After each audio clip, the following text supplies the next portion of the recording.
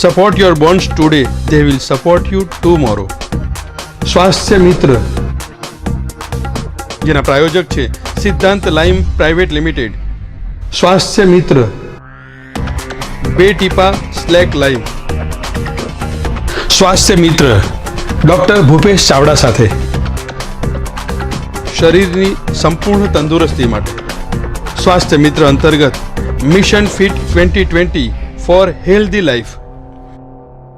સ્વાસ્થ્ય મિત્ર આ છે આધુનિક યુગની પ્રગતિશીલ જીવનશૈલી. આંખો અંજવી દે એવી અને વ્યસ્ત જીવનશૈલી પોતાની સાથે ઘણી બધી બીમારીઓ પણ લાવે છે. જીવનની દરેક નાની મોટી સમસ્યાઓનો સામનો કરતાં કરતાં આપણે દરેક પડાવ પર તંદુરસ્ત રહેવું બહુ જરૂરી છે.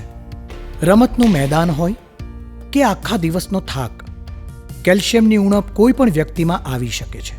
દુખાવો કેવો પણ હોઈ શકે છે.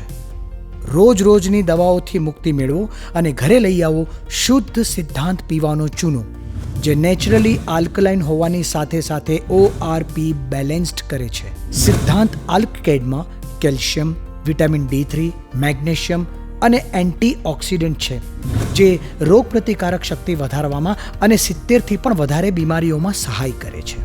જી હા, ચૂનો, જે ફક્ત તમારા શરીરમાં રહેલી કેલ્શિયમની કમી પૂરી નથી કરતો, પરંતુ તમારા સ્નાયુઓ પણ મજબૂત બનાવે છે. એનો યોગ્ય માત્રામાં ઉપયોગ કરવાથી સાંધાના દુખાવામાં પણ રાહત મળે છે. ફ્રેક્ચરમાં તૂટેલા હાડકાં પણ જોડી શકાય છે. ઉત્તમ ગુણવત્તાવાળો આ સિદ્ધાંત આલ્કકેડ દરેક શહેર અને ગામે પહોંચાડવા ઉપરાંત લોકોના દિલમાં પણ વસી ગયો છે. તો સવાલ એ છે, ચૂનો કોણે પીવો જોઈએ અને કેવી રીતે પીવો જોઈએ? કેલ્શિયમની ઉણપથી પીડાતા લોકો આને પી શકે છે. ચૂનો પીધાના 1 કલાક સુધી ચા કે કોફી ન પીવી. પરંતુ તમને પથરીની બીમારી હોય તો ડૉક્ટરને પૂછીને લઈ શકાય છે. આ કોઈ દવા નથી, ફક્ત એક શુદ્ધ ચૂનો છે. રોજ સવારે માત્ર 2 ટીપા હૂંફાળા પાણીમાં નાખીને પીઓ અને દરેક દવાથી છુટકારો મેળવો. અમે ગુણવત્તામાં માનીએ છીએ, હરીફાઈમાં નહીં. નમસ્કાર દર્શક મિત્રો, મિત્ર ચેનલના બ્રોડકાસ્ટ સ્ટુડિયોમાં સ્વાસ્થ્ય મિત્ર મિશન 2020 વિથ ડોક્ટર ભૂપેશ ચાવડામાં હું આપનો મિત્ર ડોક્ટર ભૂપેશ ચાવડા આપ સૌ દર્શક મિત્રોનું સ્વાગત કરું છું. This program is supported by Siddhant Lime Private Limited, ડોબુન સ્લેક લાઇમ હેલ્ધી લાઈફ માટે. મિત્રો, આજે આપણે વાત કરવા જઈ રહ્યા છે સિઝનેબલ રેસ્પિરેટરી ડિસીઝની. રેસ્પિરેટરી ડિસીઝ ફેફસાના રોગોની. ફેફસાના રોગો કયા કયા હોય છે, એમાં શું મૂંઝવણ થતી હોય છે? અમુક રોગો લાંબા ગાળાના હોય છે, અમુક રોગો ટૂંકા ગાળાના હોય છે. પરંતુ જો એને બરાબર સારી રીતના સારવાર ન કરવામાં આવે તો એ લાંબા ગાળાના થઈ જાય છે અને એક ગરોબો આપણા શરીર જોડે બાંધી લેતા હોય છે. અને એના માટે આપણા આજે મિત્ર ચેનલના બ્રોડકાસ્ટ સ્ટુડિયોમાં આપણે ફેકલ્ટીઝ જે રેસ્પિરેટરી ડિસીઝને સારા કરે છે એ લોકોને આપણે અહીંયા આમંત્રિત કર્યા છે. તો આપણે એમની ઓળખાણ કરી લઈશું. સૌથી પહેલા આપણે ઓળખાણ કરીશું ડોક્ટર પારુલબેન વડગામા. નામ આપનું જાણીતું છે, કારણ કે એ પોતે સોશિયલ એક્ટિવિટીઝ ની અંદર એટલા બધા વણાયેલા રહે છે કે એ જ્યાં પણ સારી સોશિયલ એક્ટિવિટી થતી હોય, સમાજના ઉત્થાનની વાત થતી હોય, ત્યારે પારુલબેન હંમેશા હાજર રહેતા હોય છે. આજે આપણી જોડે એક્સપર્ટ તરીકે એઝ અ રેસ્પિરેટરી ફિઝિશિયન આપણી જોડે હાજર છે. એ પોતે head of the department respiratory disease new civil hospital Majura ગેટમાં પોતાની સેવાઓ બજાવે છે. એ પોતે past president Indian medical association અને અત્યારે ગુજરાત સ્ટેટ ઇન્ડિયન મેડિકલ એસોસિએશનના એ વાઇસ પ્રેસિડેન્ટ છે. એ પોતે મોટી અમારી જે મેડિકલ કોન્ફરન્સીસ હોય છે તેમાં પોતાના સંશોધનાત્મક પેપર નેશનલ અને ઇન્ટરનેશનલ લેવલે પણ એ પોતાના રિસર્ચ પત્રો આપી ચૂક્યા છે. સાથે સાથે એ પીજીની અને એક્ઝામ્સ લેવાની હોય તો આખા ભારત દેશમાં જુદી જુદી કોલેજોમાં જઈને પણ પીજી ટીચર તરીકે એ પોતે એક્ઝામ્સ પણ લેવા જાય છે. દર્શક, આ ફેકલ્ટી ને આજે આપણા મિત્ર ચેનલના બ્રોડકાસ્ટ સ્ટુડિયોમાં આમંત્રિત કરતા આપણે આનંદની લાગણી અનુભવીએ છીએ. ડોક્ટર પારુલબેન વડગામા. બીજા આજે આપણી સાથે થેન્ક યુ મેડમ, આપણી સાથે જોઈન્ટ થયા છે તે ડોક્ટર મિલન મોદી. એ પોતે પણ ચેસ્ટ ફિઝિશિયન છે અને એમની ચેસ્ટ ક્લિનિક મજુરા ગેટ ખાતે પોતાને ધરાવે છે અને એ વિઝિટિંગ ડોક્ટર તરીકે આપણા મિશન હોસ્પિટલ અને શહેરની મોટી મહાવીર હોસ્પિટલની અંદર એ પોતાની સેવાઓ આપે છે. સાથે સાથે એઓ પોતે પણ પોતાના સંશોધનાત્મક પેપર, એમાં એમનો સ્પેશિયલ ઇન્ટરેસ્ટ એલર્જીનો છે અને એના પેપર્સ નેશનલ અને ઇન્ટરનેશનલ લેવલ પર પણ એ પોતે પ્રકાશિત કરી ચૂક્યા છે અને એકેડેમિકલી પણ ખૂબ જ સાઉન્ડ છે. અને આજે આપણી જોડે એ આપણા રેસ્પિરેટરી ડિસીઝ, છાતીના ફેફસાના રોગો વિશેની વાત કરવા આપણી જોડે જોઈન્ટ થયા છે.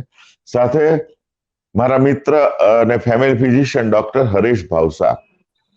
એ પોતે અત્યારે ફેમિલી ફિઝિશિયન એસોસિએશનના વાઇસ પ્રેસિડેન્ટ છે અને ફેમિલી ફિઝિશિયન એસોસિએશન સુરતનું એક બહુ અગ્રગણ્ય એસોસિએશન છે અને એની બધી પોસ્ટ પર honorary treasurer, honorary joint secretary, honorary secretary અને એવી અમારી જે એપીએની કોન્ફરન્સીસ થાય છે એમાં પણ ઓર્ગેનાઇઝિંગ સેક્રેટરી તરીકે એ પોતે 2019-2020 ની અંદર પણ એમને પોતે ભાગ લીધેલો છે અને ખૂબ જ સરસ રીતના કોન્ફરન્સને એમને લોકોને લોકભોગ્ય, આનંદિત અમારા ડોક્ટરોને કરે એવી રીતના બનાવેલી હતી. તો અને એમને બેસ્ટ ક્લિનિક ટ્રોફી, એમના ક્લિનિકને બેસ્ટ ક્લિનિકનો ટ્રોફીનો એવોર્ડ પણ ફેમિલી ફિઝિશિયન એસોસિએશન દ્વારા 2003 અને 4માં મળેલો છે. આપણે આ જે રોગોનો, મૂંઝવણનો દોર ચાલુ કરવાનો છે તો આપણે શરૂઆત પારુલ મેડમથી જ કરીએ. ડોક્ટર પારુલ મેડમ, આ જે કોમન રેસ્પિરેટરી ડિસીઝ વિશેની જ્યારે વાત કરવા જઈ રહ્યા છે ત્યારે એવા કયા કયા રોગો છે કે જેનું ખાસ ધ્યાન પણ આપવું જોઈએ અને આપણે એની તરત ટ્રીટમેન્ટ કરાવવી જોઈએ? ડોક્ટર પારુલબેન. ખરેખર મિત્ર ચેનલનો ખૂબ જ આભાર માનીએ છીએ કે આ રીતનું એક ચેસ્ટ ટોપિક વિશે તમે એક પ્રોગ્રામ રાખ્યો છે અને એના કારણે અમને એટલું સારું લાગે છે કે જે ચેસ્ટ મેડિસિન બ્રાન્ચ, કે જે ચેસ્ટ ફિઝિશિયન્સની વાત આપણે પહેલા નહોતા કરતા કે ઓછી કરતા હતા, કે આ સબ્જેક્ટ આટલો ઇમ્પોર્ટન્ટ છે છતાંય બી આપણે કશે ને કશે એને ભૂલી ગયા હતા. અને આ બ્રાન્ચમાં લગભગ 25 વર્ષથી એમડી થાય છે. એમડી ટ્યુબરક્લોસિસ એન્ડ ચેસ્ટ એનું બ્રાન્ચ હતી, પછી એ રેસ્પિરેટરી મેડિસિન થઈ, પલ્મરી મેડિસિન થઈ. એટલે પોઈન્ટ એ છે કે ઘણી બધી, લગભગ આપણી જનરલ ઓપીડીમાંથી 40% જેટલી બીમારીઓ જે છે એ ચેસ્ટની હોય છે, રેસ્પિરેટરી મેડિસિનની હોય છે. છતાંય બી આપણે આ બ્રાન્ચને વિકસાવવા માટે અને એની આગળ વધારવા માટે કે જાહેર જનતામાં કે ભાઈ ચેસ્ટ ફિઝિશિયન એક સ્પેશિયલ બ્રાન્ચ છે, ચેસ્ટ ફિઝિશિયન ચેસ્ટના પ્રોબ્લેમ હોય તો ચેસ્ટ ફિઝિશિયન પાસે જવું જોઈએ. તો કયા કયા પ્રોબ્લેમ હોય તો ચેસ્ટ ફિઝિશિયન પાસે જવું જોઈએ એની ઘણી માહિતી હજી બી લોકોમાં ઓછી છે. પણ સમહાવ કોરોના આવ્યો અને કોરોનાના કારણે લોકોને પલ્મોનોલોજીસ્ટ અને ચેસ્ટ ફિઝિશિયન્સની એક અવેરનેસ આવી છે, જે બહુ સારી વસ્તુ છે. અને તદ ઉપરાંત તમે જે આવી રીતે મિત્ર ચેનલ ઉપર જે આ પ્રોગ્રામ રાખ્યો છે એનાથી ખરેખર લોકો સુધી એ માહિતી પહોંચશે કે કોમન ફેફસાના પ્રોબ્લેમ શું છે અને ચેસ્ટ ફિઝિશિયન્સની પ્રેક્ટિસમાં શું વેલ્યુ છે. તો જો હવે વાત કરું કોમન ચેસ્ટ પ્રોબ્લેમની, જો કોમન ચેસ્ટ પ્રોબ્લેમ, જ્યારે હું તમને એક નાનકડી વાત કરી દઉં કે જ્યારે 25 વર્ષ પહેલા જ્યારે ટીબી ચેસ્ટનું નામ લેવાતું તો ખાલી ટ્યુબરક્લોસિસના ડોક્ટર, ટીબીના ડોક્ટર એવી રીતે લેવાતું હતું. પણ હવે ચેસ્ટ ફિઝિશિયન બ્રાન્ચની અંદર આપણે એટલું એડવાન્સ થઈ ગયા છે કે જેમાં આઈસીયુ કેર પણ આવે છે, બ્રોન્કોસ્કોપી એટલે કે ફેફસામાં દૂરબીન નાખીને તપાસ કરવાની એક રિપોર્ટ આવે એ આવે છે, ફેફસાની અંદર થોરેકોસ્કોપી એટલે દૂરબીન નાખીને આપણા છાતીના ભાગમાં એને તપાસ કરવાની અને એમાંથી બાયોપ્સી લેવાની એ પણ આવે છે. સ્લીપ પ્રોબ્લેમ એટલે કે ઊંઘમાં થતા પ્રોબ્લેમ્સને આપણે કેવી રીતે ડિટેક્ટ કરી જઈ શકીએ, અને જેને કહેવાય sleep apnea lab, sleep laboratory, તો એ પણ એક એની સબ સ્પેશિયાલિટી થઈ ગઈ છે. અને એના સિવાય ઘણા બધા રોગ, જેમ કે આપણે ફેફસાનો રિપોર્ટ કરીએ, પીએફટી કરીએ, કે ફેફસાની ક્ષમતા માપવાના જે રિપોર્ટ કરીએ, એ બધું જ ચેસ્ટ ફિઝિશિયન બ્રાન્ચની અંદર આવે છે. એટલે ચેસ્ટ ફિઝિશિયન ફક્ત એક ટીબીના ડોક્ટર નહીં, પણ આ બધી જ ફેસિલિટીઝને આપતા હવે એક ચેસ્ટ ફિઝિશિયન, પલ્મોનોલોજિસ્ટ કે પછી એમડી ચેસ્ટ ફિઝિશિયન કહેવાય છે. તો કોમન રોગની વાત કરીએ તો જે આપણે રૂટીનલી જોઈએ છે, 40% ઓપીડી જે અમારી આવે છે, એ મોટા ભાગની શરદી ખાંસી શ્વાસની આવે છે, જેમાં કે મોટા ભાગે આ સિઝનમાં કે કોઈ પણ સિઝનમાં વાયરલ ઇન્ફેક્શન્સ બહુ કોમન છે. આપણે ઘણીવાર એવું વિચારતા હોય, અત્યારે તો ચલો પબ્લિક અવેર થઈ છે કે કોવિડ વાયરસ છે અને વાયરલ ઇન્ફેક્શન હોઈ શકે, કે મને કોવિડ હોઈ શકે, પણ મોટા ભાગના ટાઈમે વાયરલ ઇન્ફેક્શન જ્યારે હોય છે, મોસ્ટલી વાયરલ ઇન્ફ્લુએન્ઝા અને આ સિઝનલ વાયરલ ઇન્ફેક્શન થતા હોય છે, કે બચ્ચામાં જોઈએ તો રેસ્પિરેટરી સિન્સિટિયલ વાયરસથી થતા હોય છે, કે બીજા અમુક બેક્ટેરિયાથી બી ઇન્ફેક્શન થઈ શકે છે. તો મારે દર્શક મિત્રોને મેસેજ એ આપવાનો છે કે આ સમયમાં કોઈ પણ વાયરલ ઇન્ફેક્શન હોય કે બેક્ટેરિયલ ઇન્ફેક્શન હોય, તમારે તરત ને તરત એનું ચેકઅપ કરાવવા જવું જોઈએ. કારણ કે કોવિડ વાયરસ બી હોઈ શકે, એ સ્વાઇન ફ્લુ વાયરસ બી હોઈ શકે, એ ત્રીજો કોઈ વાયરસ બી હોઈ શકે કે જે નવું હોઈ શકે, કે સિઝનલ મ્યુટેશન્સના કારણે દર વર્ષે વાયરસ એનું સ્વરૂપ બદલતો હોય છે. તો એવું જરૂરી નથી કે તમને કોઈ એક વાયરસનું ઇન્ફેક્શન પહેલા થઈ ગયું છે તો જેનેટિક મ્યુટેશન્સના કારણે, શિફ્ટ એન્ડ ડ્રિફ્ટ મિકેનિઝમના કારણે વાયરસનું સ્વરૂપ બી દર વર્ષે બદલાતું હોય છે. એટલે ખાસ ડોક્ટર પાસે જઈને એક્સરે છે, બ્લડના રિપોર્ટ્સ છે, કે ક્લિનિકલ એક્ઝામિનેશન છે, એ કરાવવું જોઈએ. બીજું કે બધા જ વાયરસ ઇન્ફેક્શન સિરિયસ હોય એવું બી જરૂરી નથી, પણ એ ડોક્ટર ચેસ્ટ ફિઝિશિયન ત્યારે તમને તપાસ કરે એના પછી એ લોકો નક્કી કરી શકે કે આને સિરિયસ ઇલનેસ છે કે આને સિરિયસ ઇલનેસ નથી. મોટાભાગના ઉંમરવાળા જે લોકો છે, કાં પછી જે લોકોને બીજી બીમારી છે, જેમ કે ડાયાબિટીસ છે, બ્લડ પ્રેશર છે, કે એ લોકોના બીજી કોમોર્બિડ ઇલનેસ છે, કે જેને પહેલાથી ફેફસાની બીમારી છે, એ બધાએ વિન્ટર સિઝન્સમાં વેક્સિન લેવા જોઈએ. આપણે ઘણીવાર વેક્સિનની વાત કરવાની ભૂલી જઈએ છીએ, પણ અત્યારે આપણે દર વર્ષે આવા પેશન્ટ છે જેની કન્ડિશન સિરિયસ છે, કે કોમોર્બિડ કન્ડિશન્સ છે, એ લોકો ઇન્ફ્લુએન્ઝાના વેક્સિન લેવા જોઈએ. એવી જ રીતે ન્યુમોકોકલ વેક્સિન બી અમે એડવાઇસ કરતા હોઈએ છીએ અમુક પેશન્ટમાં, જે દર 5 વર્ષે લેવાના હોય છે. એટલે વેક્સિન ઇન એલ્ડરલી પેશન્ટ કે વેક્સિન અને કોમોર્બિડ પેશન્ટ બી વાયરલ ઇન્ફેક્શનમાં આપણે આપવા જોઈએ, કે આ વાયરસ ઇન્ફેક્શનને પ્રિવેન્ટ કરવા માટે આપવા જોઈએ. ઇનફેક્ટ જે પેશન્ટને વધારે કોમોર્બિડ એટલે બીજા બધા રોગ હોય, તો એ લોકોમાં વાયરલ ઇન્ફેક્શન પ્રિવેન્ટ કરવા માટેના વેક્સિન આપણે આપવા જોઈએ. હવે બીજી વાત જો કરું, કોમન જે રોગ જે અમે ઓપીડીઝમાં જોતા હોઈએ છીએ, કે જ્યારે સુરતમાં આટલી હ્યુમિડિટી છે, દરિયા કિનારાનો કાંઠો છે, તો એવા કેસીસમાં અમને એલર્જી અને અસ્થમાના કેસ ઘણા વધી રહ્યા છે.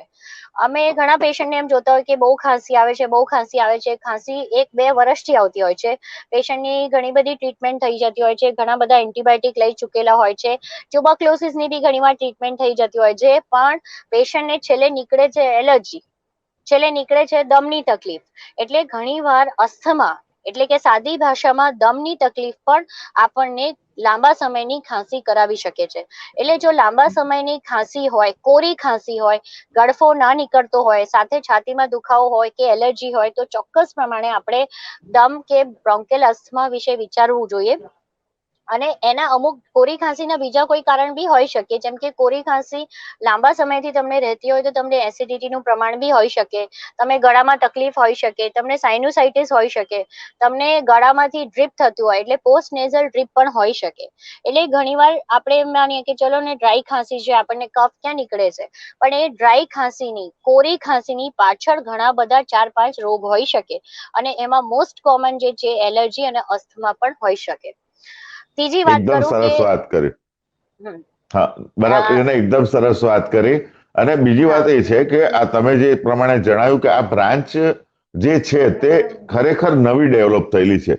શરૂઆતમાં તો આ બ્રાન્ચની અંદર એવું થતું હતું કે કોઈ જવા તૈયાર નહોતું થતું, ને છેલ્લા 10 વર્ષથી આ બ્રાન્ચની અંદર જે નવી વસ્તુ આવી, નવા રોગ આવ્યા, અને રોગ આવ્યા કરતા પણ એની જે ડિટેલમાં સ્ટડી થઈ એના વિશેની આપણે બહુ ખૂબ જ છણાવટથી શરૂઆતમાં વાત કરી દીધી. એટલે અમારા દર્શક મિત્રોને હવે ચોક્કસ એવું થશે કે અમારે કલાક આ આરોગ્ય શ્રેણીની આ લિંકની અંદર બેસવું જ પડશે. તમે સરસ વાત કરી, વેક્સિન્સની પણ વાત કરી. આપણી સાથે ડોક્ટર મિલનભાઈ પણ છે, તો આપણે મિલનભાઈને એ પૂછીએ કે આ જે રોગોનું ભારણ રેસ્પિરેટરી ડિસીઝનું છે એ સમાજમાં કેટલું, જે પારુલબેને અત્યારે તમને in comparison with other disease, comparison with other system, other disease, respiratory ડિસીઝનું કેટલું ભારણ છે? આપણા સમાજમાં કઈ બીમારી કેટલા પ્રમાણમાં રહેશે અથવા કેવી રીતના વધશે એ ડિપેન્ડ કરે આપણી આજુબાજુના એટમોસ્ફિયર પર, એટલે વાતાવરણની અસર પર, પ્લસ પેશન્ટ અથવા તો સમાજના વ્યક્તિઓની લાઈફસ્ટાઈલ પર. અત્યારે આપણે જોશું તો દિવસે ને દિવસે પોલ્યુશનનું પ્રમાણ એકદમ રેપિડલી વધી રહ્યું છે. બહાર જે વાહનોનું કારણે જે ધુમાડો નીકળે છે એનું પોલ્યુશન વધી રહ્યું છે. ફાસ્ટ ફૂડ ખાવાની હેબિટ્સ અને જંક ફૂડ ખાવાની હેબિટ્સ, રાત્રે લેટ નાઇટ સુવાની હેબિટ્સ, એટલે ઘણી બધી એવી હેબિટ્સો છે કે જે તમારા શ્વાસન તંત્ર પર અસર કરે છે. મોટા ભાગના રેસ્પિરેટરી રિલેટેડ ડિઝીઝીસમાં અસ્થમા, એલર્જી, નસકોરાની બીમારી, અત્યારના સમયના જે વ્યક્તિઓ ઘણી ટાઈમથી ચેર પર બેસીને કામ કરવું અથવા તો એક્સરસાઇઝનો અભાવ અને ખાવાનાની કાળજી નહીં લેવી, એ બધાને કારણે મેદસ્વીપણું એટલે ઓબેસિટી વધે છે અને એને કારણે ઘણીવાર નસકોરાની બીમારી થાય છે.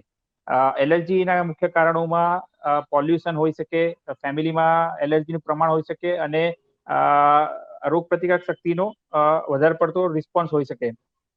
આના સિવાય ટીબીનું બીમારી પણ દિવસે ને દિવસે વધતી છે, પણ અત્યારે હાલના ગવર્મેન્ટના જે સ્ટેપ્સ છે એને કારણે એનું પ્રમાણ ઘણું કંટ્રોલમાં આવ્યું છે. આના સિવાય ન્યુમોનિયા, ઘડી થતા ન્યુમોનિયા એ પણ એક સમાજ પર ભારણ હોય છે અને હાલમાં જે કોરોનાને કારણે બધા ન્યુમોનિયાના કેસ વધ્યા છે એ એક લાંબા સમયનું બર્ડન છે. અત્યારે આપણે લાસ્ટ 4 થી 5 વર્ષનો જો અભ્યાસ કરીશું તો વાયરલ ઇન્ફેક્શન ધીરે ધીરે સમાજમાં વધી રહ્યા છે. આના પહેલા આપણે H1N1 એટલે કે સ્વાઇન ફ્લૂ વાયરસની બીમારીથી સપડાયા હતા, એમાંથી ધીરે ધીરે રિકવર થયા. હવે એ સ્વાઇન ફ્લૂને સિઝનલ ફ્લૂ તરીકે કન્સિડર કરવામાં આવે છે અને રિસેન્ટલી જે કોરોના ન્યુમોનિયા થયું છે, કોરોના ઇન્ફેક્શન થયું છે, હવે એ આગળ જઈને કેટલા બધા દર્દીઓ અમારી પાસે વિઝિટમાં આવે છે કોરોના પછીની તકલીફો લઈને. એટલે ડે બાય ડે, દિવસે ને દિવસે ફેફસાને લગતી બીમારીઓનું પ્રમાણ વધી રહ્યું છે. આના સિવાય બીજી એક અગત્યની કારણ હોઈ શકે કે સ્મોકિંગ રિલેટેડ ડિઝીઝ, જે લોકો લાંબા સમયથી ધૂમ્રપાન કરે એને ફેફસાની શ્વાસની નળી પર સોજો એટલે બ્રોન્કાઇટિસ થઈ શકે. તો આ બધી બીમારી, ફેફસાને રિલેટેડ બીમારીઓ હવે વધી છે અને એમાં અવેરનેસ ક્રિએટ કરવી ઘણી જ જરૂરી છે. એકદમ સરસ વાત કરી મિલનભાઈ. તમે જોયું દર્શક મિત્રો કે એ પ્રદૂષણ હવાનું પણ થયું છે, પાણીનું પણ થયું છે અને સાથે મગજનું પણ થયું છે. જેમ જેમ નવી શોધ આવતી જાય તેમ તેમ આપણા મગજને પણ સ્વચ્છ કરી અને નવું લખતા શીખવું પડતું હોય છે.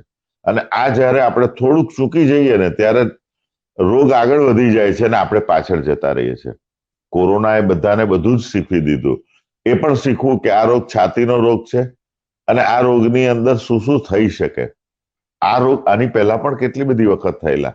આ જ વાયરસ, કોરોના વાયરસ આગળ પણ આવી ચૂક્યો હતો, પરંતુ આ વખતે જે આવ્યો ને તે જાણે બોફર્સની તોપ લઈને એનામાંથી જે ગોળા છૂટે એ રીતના લોકો પર, આખા વિશ્વ પર છવાઈ ગયો અને એના લીધે રેસ્પિરેટરી ડિસીઝ રોગ હોય અને એને આપણે સારો કરવો પડે એ રીતની આપણે વ્યાખ્યાયિત કરવાનું શરૂ કરવું પડ્યું.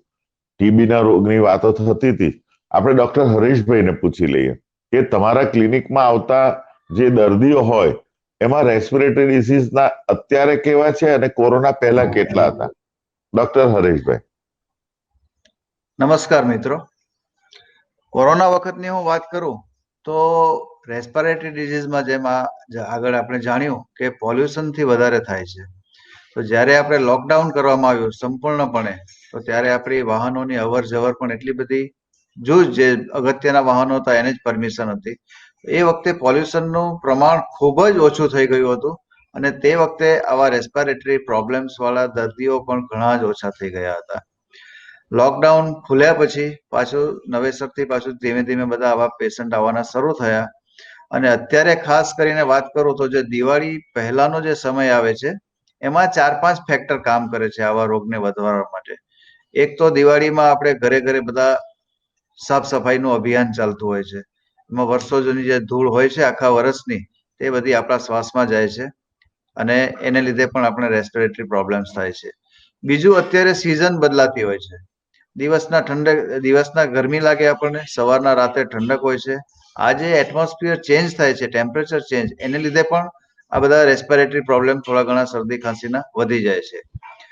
ત્રીજું, અત્યારે આપણે તળેલી વસ્તુઓ, મીઠાઈઓ એ બધું વધારે ખાવામાં આવશે, તે પણ આમાં એક અગત્યનો ભાગ ભજવે છે. અને ચોથું, સૌથી અગત્યનું, કે હવે આવશે જ દિવાળીમાં જે ફટાકડા આપણે ફોડીએ છીએ, એને લીધે પુષ્કળ પોલ્યુશન ઉત્પન્ન થશે અને ડેફિનેટલી એને લીધે થોડા શરદી ખાંસીના રેસ્પિરેટરી શ્વસન તંત્રને લગતા જે કેસો છે એમાં અવશ્ય વધારો થશે. એકદમ સરસ વાત કરી. ડોક્ટર પારુલબેન, આપણે વાત કરી રહ્યા હતા રેસ્પિરેટરી ડિસીઝની. તો પારુલબેન, જે રેસ્પિરેટરી ડિસીઝ એને આપણે જો મોટા વિસ્તારમાં વિચાર કે વાયરસ અને આપ બોલ્યા તે પ્રમાણે ને બેક્ટેરિયા, તો આ બે ઇન્ફેક્શન જે થાય છે તેને ડિફરન્શિએટ કેવી રીતે કરી શકાય? વાયરસ અને બેક્ટેરિયલ ઇન્ફેક્શનની વાત કરું જો, તો એમાં બેમાં કોમન જે મીન્સ ડિફરન્સ પોઈન્ટ છે ને, એ જો વાયરલ ઇન્ફેક્શન આપણને હોય ને, તો ઘણીવાર પેશન્ટ્સને ડ્રાય કફ હોય છે, સાથે શરદી હોય છે, માથાનો દુખાવો વધારે હોય છે, સાથે બોડી એક આર્થ્રાલ્જી એટલે જોઈન્ટ પેઇન્સ હોય છે, અને ઘણી વખત એમને થોડા ઘણા કેસીસમાં ઝાડા બી થતા હોય છે. જબકી અને તાવ હોય છે, અને અમુક કેસીસમાં માઇલ્ડ હોય છે, અને અમુક કેસમાં વધારે હોય છે. એટલે dry cough is more cardinal symptom, જે ઇમ્પોર્ટન્ટ સિમ્ટમ છે. સાથે જોઈન્ટ પેઇન થવું, બોડી એક થવું, ડાયરિયા થાય, એ બધું. બેક્ટેરિયાઝમાં યુઝ્યુઅલી કેવું હોય છે, બેક્ટેરિયાઝમાં પેશન્ટને ખાંસી, કફ નીકળે, ગળફો નીકળે, સાથે તાવ આવે, ઘણીવાર શ્વાસ ચડી જાય, ટિપિકલ નિમોનિયા, લોબાર નિમોનિયા જેને અમે કહીએ છીએ, એ રીતના સિમ્ટમ્સ આવતા હોય છે. પણ એમાં બેક્ટેરિયા વાળા નિમોનિયા કે બેક્ટેરિયલ વાળા ઇન્ફેક્શનમાં આખા શરીરમાં દુખાવો થવો, કે બીજા બધા સિમ્ટમ્સ જે મેં એસોસિએટેડ સિમ્ટમ્સ કીધા, કે જે ડાયરિયા થઈ જવું, કે પેટમાં પાણી ભરાઈ જવું. ઘણા વાયરલ ઇન્ફેક્શન્સમાં કેવું, પેટમાં પાણી બી ભરાય, છાતીની અંદર પ્લુરામાં પાણી ભરાય. પણ આ કેસીસમાં, બેક્ટેરિયાના કેસીસમાં એવું બધું યુઝ્યુઅલી થતું નથી.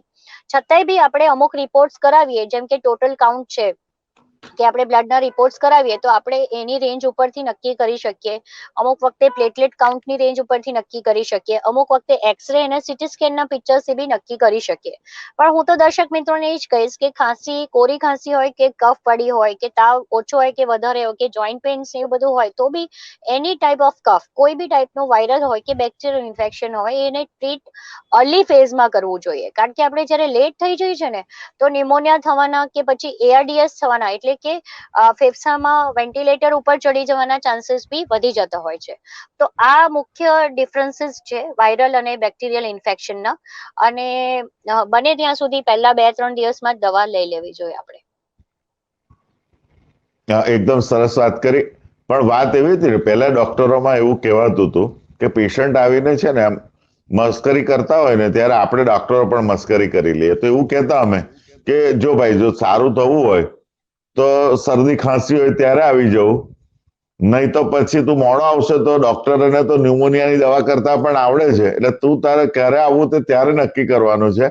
ડોક્ટરો તો સાદી શરદી ખાંસીથી લઈ અને ન્યુમોનિયા થશે, ડબલ ન્યુમોનિયા થશે, ત્યાં સુધી સારા કરી શકશે. એટલે ડોક્ટરો અને દર્શકો વચ્ચે એક આ વાત હતી. પણ દર્શક મિત્રો જોયું ને કે અત્યારે પણ ગમે તેટલી આધુનિકતા આવે તો પણ જે બેઝિક હોય છે, તમે જેટલા જલ્દી તમારા ડોક્ટરને મળો, એટલી જલ્દી તમારી ટ્રીટમેન્ટ ચાલુ થાય, અને એટલી તમે ઓછા રોગોમાંથી, ઓછા લેબોરેટરી ટેસ્ટમાંથી, ઓછી પૈસાથી તમે સારા વાત કરી અને સારા થઈ શકો. નહીં તો તન, મન ને ધન તો આખરે લૂંટાવાનું જ છે. તો શા માટે આપણે તન અને મન સારું રાખીને ધનને ઓછું કરીએ? ડોક્ટર મિલનભાઈ, મેડમે વાત કરી વાયરસ અને બેક્ટેરિયાની.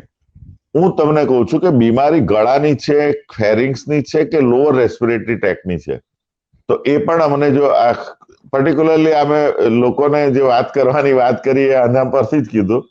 તો એ કેવી રીતે ખબર અમારા દર્શક મિત્રોને પડે કે નહીં આપણે હવે તકલીફ થવા વધારે થાય એના કરતા ભાગવું ભાઈ ડॉक्टर પાસે? તો આપ અમને बताओ हमारा दर्शक मित्रों ने। यह है आधुनिक जमाने की तस्वीर। चकाचौंध कर देने वाली ये प्रगति और व्यस्त जीवन शैली ढेर सारी बीमारियों को भी ले आई। जीवन की हर छोटी बड़ी चुनौतियों का सामना करते हुए हमें खुद को हर मकाम पर तंदुरुस्त रखना बहुत जरूरी है, चाहे हो खेल का मैदान या दिन भर की काम की थकान। कैल्शियम की कमी किसी में भी हो सकती है, दर्द कैसा भी हो सकता है। तो रोज रोज की दवाइयों से छुटकारा पाइए और घर ले आइए शुद्ध सिद्धांत पीने का चूना, जो नेचुरली अल्कलाइन होने के साथ साथ ORP बैलेंस्ड करता है। सिद्धांत अल्केड में कैल्शियम, विटामिन D3, मैग्नीशियम और एंटीऑक्सीडेंट है, जो रोग प्रतिकारक शक्ति बढ़ाने में एवं 70 से भी ज्यादा बीमारियों में सहाय करता है। जी हाँ, चूना ये ना ही आपके शरीर के अंदर हो रही कैल्शियम की कमी को पूरा करता है, बल्कि मांसपेशियों को मजबूत करने में मदद करता है। इसका सही मात्रा में इस्तेमाल करने से जोड़ों की तकलीफों से भी आराम पा सकते हैं। फ्रैक्चर में टूटी हड्डियों को भी जोड़ा जा सकता है। उत्तम गुणवत्ता वाला ये सिद्धांत अल्केड हर शहर और गांव तक पहुंचने के साथ साथ लोगों के दिलों में भी जगह बना चुका है।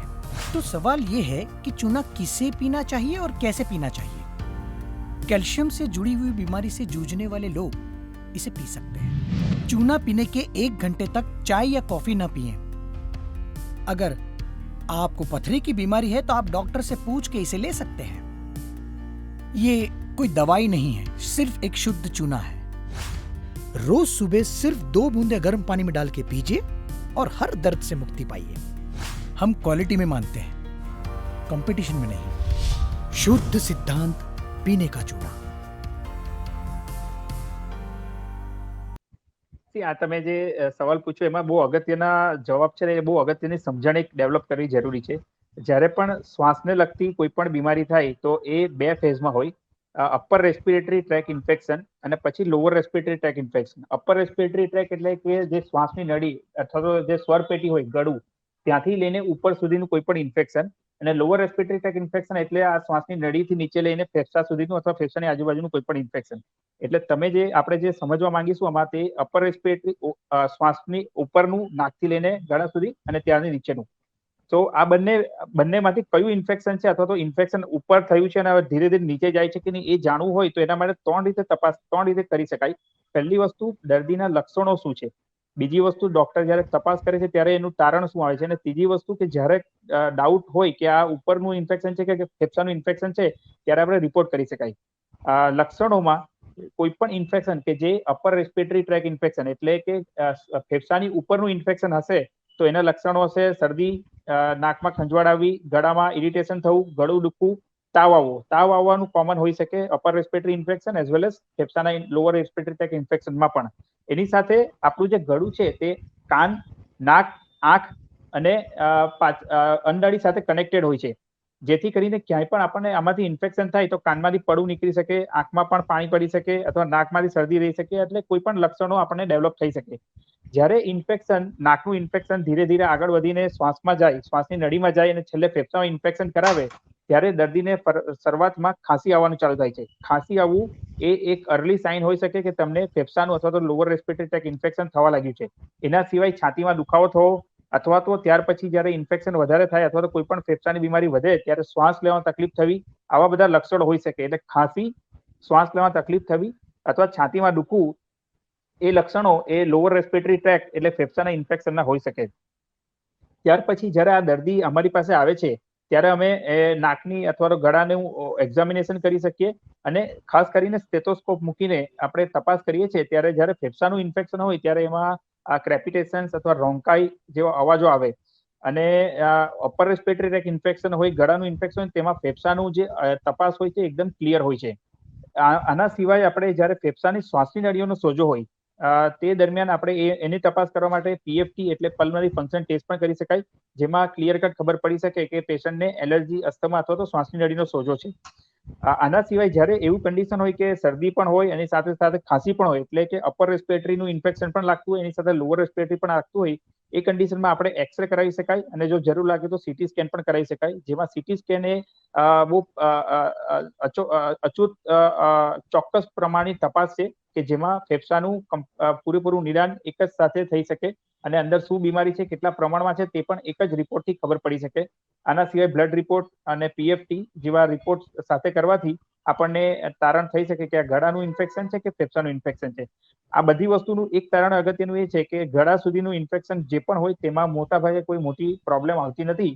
પણ ધારો કે એ ઇન્ફેક્શન નીચે ફેફસાનું થવા માંડે, એટલે કે ખાંસી આવવા માંડે અથવા શ્વાસમાં તકલીફ થવા માંડે, તો દર્દીએ બને એટલું જલ્દી સ્પેશિયાલિસ્ટ ડોક્ટરને બતાવવું જરૂરી હોય છે, જેથી કરીને બીમારીનું નિદાન જલ્દી થઈ શકે અને એની સારવાર પણ સમયસર થઈ શકે. જેટલી સમયસર સારવાર થાય એટલું જલ્દી પેશન્ટની રિકવરી હોવાના ચાન્સીસ હોય છે. એકદમ સરસ વાત કરી ડોક્ટર મિલનભાઈ. ડોક્ટર પારુલબેન, સાહેબે જે વાત કરી ને મિલનભાઈએ કે પીએફટી એક ટેસ્ટ કરવાની, તો એનાથી શું શું ખબર પડે અને એ પીએફટી એટલે શું?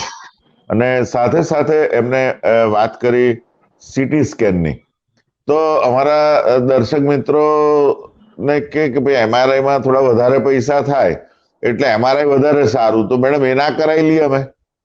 આના ક્લેરિફિકેશન અમારા દર્શક મિત્રોને આપશો ડોક્ટર પારુલબેન. હા જી, ફર્સ્ટ તો તમે ક્વેશ્ચન પૂછ્યું કે પલ્મોનરી ફંક્શન ટેસ્ટ એટલે શું. પલ્મોનરી એટલે ફેફસા અને ફંક્શન એટલે ફેફસાની ક્ષમતા માપે એવો રિપોર્ટ. તો ફેફસાની ક્ષમતા જ્યારે આપણે વાત કરીએ છીએ તો ફેફસાની ક્ષમતા માટે આપણે બે ટાઈપના રિપોર્ટ હોય. એક સીટી સ્કેન, જેમાં આપણે ફેફસાની અંદર શું શું સ્ટ્રક્ચરલ એટલે એના બનાવમાં શું શું ચેન્જીસ થયા છે, જેમ કે ન્યુમોનિયા છે કે નહીં, કેવિટી છે કે નહીં, એનું ફેફસું ખરાબ થઈ ગયું છે કે નહીં. પણ જ્યારે ફેફસાની કેપેસિટી શોધવાની હોય કે ભાઈ માની લો કે મારી ક્ષમતા કેટલી છે, નોર્મલ ક્ષમતા માની લો કે કોઈની 90% 100% હોવી જોઈએ, કે 70%થી ઓછી હોય તો આપણે કંઈક વિચારીએ કે નહીં અને કંઈક પ્રોબ્લેમ છે. તો એ ફેફસાની કેપેસિટી આપણે ફૂંક મારીને એક રિપોર્ટ કરાવતા હોઈએ છીએ, જેમાં 3-4 ટાઈપના ટેસ્ટ હોય છે. જેમ કે સિમ્પલ સ્પાયરોમેટ્રી હોય છે, જે સાદો રિપોર્ટ છે. પલ્મરી ફંક્શન ટેસ્ટ બી એક ટેસ્ટ નથી. પલ્મરી ફંક્શન ટેસ્ટમાં બી લગભગ 5 થી 7 ટેસ્ટ જોડાયેલા છે. એટલે પલ્મરી ફંક્શન ટેસ્ટમાં આપણે જે પહેલો રિપોર્ટ જે કરતા હોઈએ છીએ સ્પાયરોમેટ્રી કરતા હોઈએ છીએ અને પીક ફ્લો મીટર કરતા હોય છે. એટલે પીક ફ્લો મીટર એટલે શું કે તમારી ફેફસામાં આપણી ફેફસાની ફૂંકવાની કેટલી કેપેસિટી છે એ તમે ઘરે પણ માપી શકો અને ક્લિનિક્સમાં બી માપી શકો અને રેગ્યુલર ઇન્ટરવલે માપી શકો. એને પીક ફ્લો મીટર કહેવાય છે, જેને આપણે મોટા ભાગે સેલ્ફ એસેસમેન્ટ ટૂલ તરીકે લેતા હોઈએ છીએ. બીજો જે ટેસ્ટ છે સ્પાયરોમેટ્રી, કે ભાઈ જેમાં આપણે કોઈ બી ચેસ્ટ ફિઝિશિયન પાસે જઈને એનો ફેફસાનો રિપોર્ટ કરવો પડે, કે જેમાં આપણે શ્વાસ લઈએ, ઊંડો શ્વાસ લઈએ, છોડીએ, પાછો છોડીએ, એમ કરીને આખો રિપોર્ટ તૈયાર થતો હોય છે. એમાં બી આપણે 3-4 ટેસ્ટ કરવા પડતા હોય છે ને ત્યારે સ્પાયરોમેટ્રીનો રિપોર્ટ તૈયાર થતો હોય છે. એ રિપોર્ટ આપણને એ ખાસ બતાવે છે કે ફેફસામાં કયા ટાઈપનો રોગ છે, કે આપણો જે રોગ છે એ ઓબ્સ્ટ્રક્ટિવ એટલે કે ફેફસાની અંદર બ્લોકેજ થઈ ગયું છે કે પછી આખા ફેફસા સંકોચાઈ ગયા છે. એટલે જેને અમે ઇંગ્લિશમાં ઓબ્સ્ટ્રક્ટિવ અને રિસ્ટ્રિક્ટિવ ડિઝીઝ કહેતા હોય છે. અને ખરેખર જો આપણે રિપોર્ટ કરીએ અને એના પછી આપણે અમુક દવાઓ આપીને જો એ રિપોર્ટમાં સુધારો આવે તો એને અમે રિવર્સિબિલિટી ટેસ્ટિંગ કહેતા હોઈએ છીએ, કે જે દમના પેશન્ટમાં કે અસ્થમાના પેશન્ટમાં પોઝિટિવ હોય છે. આપણે નહીં ઘણીવાર કહીએ કે મેડમ ચોક્કસ અસ્થમા છે કે નહીં, તો અસ્થમા છે કે નહીં એ ચોક્કસ જાણવા માટે આપણે સ્પાયરોમેટ્રી રિપોર્ટ કરાવવો જોઈએ. અને સ્પાયરોમેટ્રી રિપોર્ટમાં બી આપણે રિવર્સિબિલિટી ટેસ્ટિંગ કરાવવું જોઈએ. અને રિવર્સિબિલિટી આપણી પોઝિટિવ આવે તો આપણે અસ્થમાના પેશન્ટ તરીકે ગણી શકાય. એવી રીતે ઘણીવાર અમુક પેશન્ટ કોટન ઇન્ડસ્ટ્રીમાં કામ કરતા હોય છે, માઇન્સમાં કામ કરતા હોય છે, જમીન ખોદવામાં કામ કરતા હોય છે. તો એવા બધા કેસીસને બી લાંબા ગાળે એવું કામ કરવાથી એમને રિસ્ટ્રિક્ટિવ ટાઈપ ઓફ લંગ ડિઝીઝ થાય. એટલે કે ફેફસામાં ધીરે ધીરે એક ધૂળની રજકણો, સિલિકાની રજકણો, એવી બધી ઘણી બધી રજકણો, એસ્બેસ્ટોસની, એ બધી નાની ઝીણી જે રજ કહેવાય, રજકણો ફેફસામાં ડિપોઝિટ થવાના કારણે પછી ત્યાં ફેફસા સંકોચાઈ જતા હોય છે, જેને એક ટાઈપનું ફાઇબ્રોસિસ કહેવાય છે. જે આપણે શબ્દ અત્યારે સાંભળ્યો જ છે કે પોસ્ટ કોવિડ ફાઇબ્રોસિસ અમુકમાં થતું હોય છે. એવી રીતે આ બધા જે રજકણોના કારણે બધું જમાવટ થવાથી રિસ્ટ્રિક્ટિવ લંગ ઓફ ડિઝીઝ આપણને જે ખબર પડી શકે એ સ્પાયરોમેટ્રીમાં ખબર પડી શકે. આના ઉપરાંત બી DLCO ટેસ્ટ થતા હોય છે અને ઘણા બધા બીજા બેડસાઇડ પીએફટી ટેસ્ટ બી છે. કાર્ડિયોપલ્મોનરી એક્સરસાઇઝ ટેસ્ટિંગ છે, તો એવા બધા ઘણા ટેસ્ટ છે કે જેના કારણે આપણે ફેફસાની ક્ષમતા, એની કેપેસિટી કેટલી છે એ જાણી શકીએ છીએ. અને દરેક કેસમાં સીટી સ્કેન કે એમઆરઆઈ કરાવવાની જરૂર નથી. બેઝિકલી જ્યારે તમારે ફેફસાના અને ફેફસાની આજુબાજુના સ્ટ્રક્ચર, જેમાં લોહી ફરતું હોય, વાસ્ક્યુલર સ્ટ્રક્ચર કે મીડિયાસ્ટિનલ સ્ટ્રક્ચર, જેમાં કે ગાંઠો હોઈ શકે કે લિમ્ફ નોડ હોય, એ બધું સારી રીતે જાણવું હોય તો તમારે કોન્ટ્રાસ્ટ સીટી સ્કેન કરાવવું પડે. જો તમારે ખાલી ફક્ત ને ફક્ત ફેફસાની ડિટેલમાં જાણકારી લેવી હોય કે ફેફસાની અંદર આર્કિટેક્ચરમાં કઈ પ્રોબ્લેમ છે કે નહીં, તો તમારે HRCT એટલે હાઈ રિઝોલ્યુશન સીટી સ્કેન કરાવવું જોઈએ. અને જ્યારે તમારે ફેફસા સાથે વધારે સોફ્ટ ટિશ્યુની માહિતી લેવી છે કે જેમ કે મસલ્સ છે, સ્કિન છે, એવી રીતની માહિતી લેવી હોય તો તમારે એમઆરઆઈ કરાવવું જોઈએ. પણ મોટાભાગના ફેફસાના સીટી સ્કેન્સ કોન્ટ્રાસ્ટ સીટી અમે એડવાઇસ કરતા હોઈએ છીએ, કારણ કે એમાં મોટાભાગની કેસીસમાં આપણને લંગ્સ સાથે આજુબાજુના લિમ્ફ નોડ છે કે નહીં, વાસ્ક્યુલર સ્ટ્રક્ચર શું છે, લંગ પેરેન્કાઇમા શું છે, એ બધું આપણે મીડિયાસ્ટિનલ વિન્ડો અને લંગ વિન્ડો દ્વારા જોતા હોઈએ છીએ. એટલે દર્શક મિત્રોને મારે એ કહેવું છે કે એમઆરઆઈ કરાવવાની જરૂરિયાત ફેફસામાં ઘણી ઓછી હોય છે અને મોટા ભાગે સીટી સ્કેન કરાવવું જોઈએ. પણ સીટી સ્કેન કરાવ્યું એટલે એ વસ્તુ સેમ નથી. તમારી ફંક્શનલ કેપેસિટી એટલે તમારા ફેફસાની ક્ષમતા, જેમ કે ઘણાની દોડવાની ક્ષમતા હોય, એના ફિઝિકલ એપિયરન્સથી ખબર ના પડે. એટલે સીટી સ્કેન જોઈને એ ખબર ના પડે કે તમારા ફેફસાની કાર્યક્ષમતા, કાર્ય કરવાની કેપેસિટી કે ફૂંકવાની કેપેસિટી, એ તો આપણને પલ્મનરી ફંક્શન ટેસ્ટિંગમાં જ ખબર પડે. એકદમ સરસ વાત કરી અને લોકોને સમજાવ્યું કે ડોક્ટર કે એ જ ટેસ્ટ કરાવવાની જરૂર છે. જાતે સમજી કે ભાઈ આમાં વધારે દેખાય, વધારે પૈસા આપીએ છીએ તો આપણે એ જ મેડમ કરાવી લો ને, અથવા તો એ જ સાહેબ કરાવી લો ને. આવી જે વર્તણૂક અમારા દર્શક મિત્રો કોઈ વખત ડોક્ટર જોડે કરતા હોય તો એ બાબતમાં એ રેડ સાઇન્સ, યાની કે તમને લાલ બત્તી સમાન છે. તો આવું નહીં કરવાનું. તમારા ડોક્ટર કે એ જ પ્રમાણેની એ જ સલાહથી તમારે કામ કરવું હોય, અને ક્યાં તમે તમારા ફેમિલી ફિઝિશિયનને પણ એના સેકન્ડ ઓપિનિયન તરીકે આપ પૂછી શકો છો. અને આપણે એના માટે આપણે ડોક્ટર હરેશભાઈ પાસે જઈએ. ડોક્ટર હરેશભાઈ, આ શ્વસન તંત્રના રોગો કોને કોને વધારે, તમે કેવી રીતે થાય એ તો કીધું, પણ કોને વધારે થાય અને કોને કાળજી રાખવાની વધારે જરૂર રહે છે, ડોક્ટર હરેશભાઈ? યસ ભૂપેશભાઈ, આપણે જેમ શરૂઆતમાં જોયું કે શ્વસન તંત્રના રોગોના કારણોમાં આપણે જોયા, તો એ પ્રમાણે આપણે જોવા જઈએ તો જેના જે ઓક્યુપેશન આપણે જોવા જઈએ તો કોઈ પ્રદૂષણમાં કામ કરતા હોય એમને આ બધા શ્વાસની તકલીફો થવાની કે શ્વસન તંત્રના રોગો થવાની શક્યતા વધારે રહે છે. અને ઘણા આપણા અસ્થમા જેવા કે એવા રોગો છે તો એ ઘણા આનુવંશિક પણ હોય છે. એ ફેમિલી આનુવંશિક એટલે કે એક આપણા ફાધર મધર કોઈને હોય તો એ આપણને પણ થઈ શકે છે. તો એ પણ એક હિસ્ટ્રી જરૂરી છે.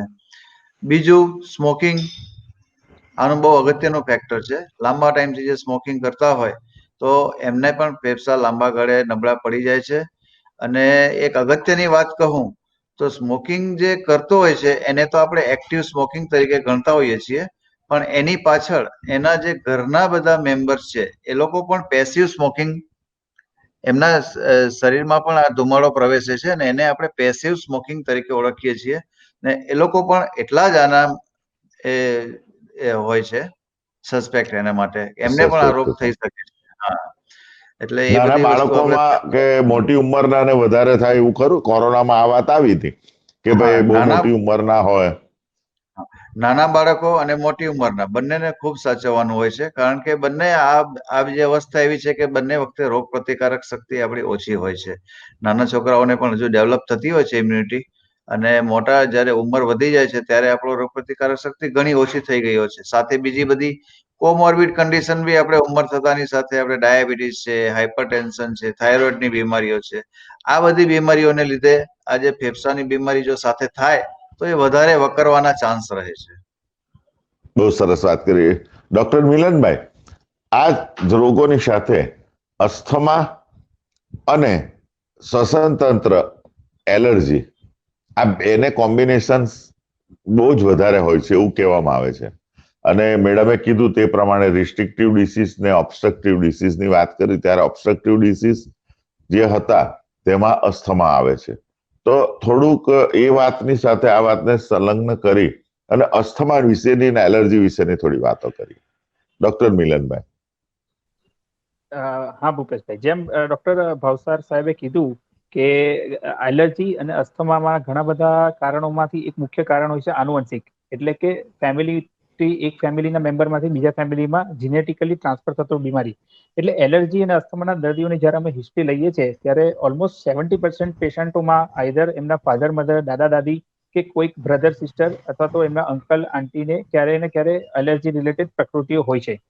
અસ્થમા ઇટસેલ્ફ એટલે કે જેમાં શ્વાસની નળીનો સોજો આવે છે, અસ્થમાના પેશન્ટોની આપણે જ્યારે તપાસ કરીએ છીએ તેમાંથી 80% અસ્થમાના બીમારીમાં મુખ્ય કારણ એલર્જીને કારણે હોય છે. બાકીના 20% કારણ કે જે અસ્થમાના હોય એ નોન એલર્જીક રીઝન્સ કહેવાય છે, જેમાં ઓક્યુપેશનલ રિલેટેડ એટલે કે જે વ્યવસાય રિલેટેડ ધુમારો પોલ્યુશન શ્વાસમાં જતું તેને કારણે, બીજું ઓબેસિટી અસ્થમા એટલે કે મોટાપાને કારણે થતું અસ્થમા, તેના સિવાય ડ્રગ રિલેટેડ, પ્રેગ્નન્સી રિલેટેડ અને એવા બીજા બધા ઘણા કારણો હોઈ શકે કે જેને કારણે પણ શ્વાસની નળીનો સોજો આવી શકે. પણ એલર્જી એ ઘણું અગત્યનું કારણ છે અસ્થમાને રિલેટેડ પ્રોબ્લેમમાં. હવે વાત કરીએ એલર્જીની. છેલ્લા 20 થી 30 વર્ષમાં આપણે જો બીમારીઓનું પ્રમાણ સમાજમાં જોશું તો બીમારીઓનું પેટર્ન ચેન્જ થતી રહી છે. પહેલા ઇન્ફેક્શનમાં ન્યુમોનિયા અને ટીબી એ ઘણી અગત્યની બીમારી હતી. ટ્યુબરક્યુલોસિસને કારણે ઘણા દર્દીઓ ઓપીડીમાં આવતા હતા અને એડમિટ થતા હતા. હવે પેશન્ટો ટીબીને અને ન્યુમોનિયાને કારણે ઓછા આવે છે, પણ વધારે પડતા પેશન્ટો ઓપીડીમાં એલર્જીને રિલેટેડ આવે છે. એ જ રીતે બ્લડ પ્રેશર, ડાયાબિટીસ, ઓબેસિટી એટલે મોટાપો અને હાર્ટ રિલેટેડ ડિઝીઝ, આ બધી બીમારીઓ વધે છે. એટલે કે નોન કોમ્યુનિકેબલ ડિઝીઝ કે જે ઇન્ફેક્શનથી નહીં પણ આપણી રોજિંદી જીવનચર્યાને કારણે થતી બીમારીઓ, એને કારણે દર્દીઓ વધી રહ્યા છે અને આગળ જતા પણ આવી જ બીમારીઓ વધવાના ચાન્સીસ વધારે છે. એમાંનું એક મેજર બીમારી એલર્જી છે. એલર્જી શરીરમાં મુખ્ય પ્રમાણમાં 4 રીતે પ્રોબ્લેમ કરાવી શકે. એક હોય નાકની એલર્જી કે જેમાં દર્દીને ઘડી ઘડી નાકમાંથી પાણી પડવું, છીંકો આવવી અથવા તો નાકમાં ખંજવાળ આવવી અને માથું દુખવું, આવી પ્રોબ્લેમો થાય છે. આમાં થાય એવું છે કે જ્યારે કોઈ વસ્તુ કે જો કોઈ ધૂળ અથવા ધૂળના કણની એલર્જી હોય અથવા તો કોઈ ફૂલની એલર્જી હોય, પરફ્યુમની એલર્જી હોય, એ વસ્તુ જ્યારે પેશન્ટના શ્વાસમાં જાય છે અને એ એલર્જન એના જે કણ હોય છે નાકમાં પ્રવેશે છે, ઇમિડિયેટલી આપણી રોગ પ્રતિકારક શક્તિ એને ડિસ્ટ્રોય કરવાની કોશિશ કરે છે. આમ કરવામાં નાકની ચામડી પર સોજો આવે છે અને તરત પેશન્ટને છીંકો આવવા માંડે, નાકમાંથી પાણી પડવા માંડે. આ વસ્તુ કહેવાય એલર્જીક રાઇનાઇટિસ. એલર્જીનું બીમારીનું બીજું સ્વરૂપ હોય છે એલર્જીક બ્રોન્કાઇટિસ, એટલે કે જે આ શ્વાસમાં લીધેલી એલર્જનની કણ અંદર ફેફસામાં જાય, શ્વાસની નળીમાં જાય તો શ્વાસની નળી પર સોજો આવે અને શ્વાસની નળી પર સોજો આવે ત્યારે દર્દીને ખાંસી આવી શકે, શ્વાસ લેવામાં તકલીફ પડી શકે અથવા તો છાતીમાં કફ હોય તેવું ફીલ થાય. એને એલર્જીક બ્રોન્કાઇટિસ કહેવામાં આવે છે. કેટલીક વાર જો આ બીમારી બહુ આગળ વધે તો એ કન્વર્ટ થઈને એલર્જીક બ્રોન્કાઇટિસમાંથી અસ્થમા અથવા તો શીશણી બોલવાની બીમારીમાં કન્વર્ટ થાય છે. ત્રીજી જે એલર્જીને રિલેટેડ બીમારી છે તે ચામડી પર પડતા ચામઠા.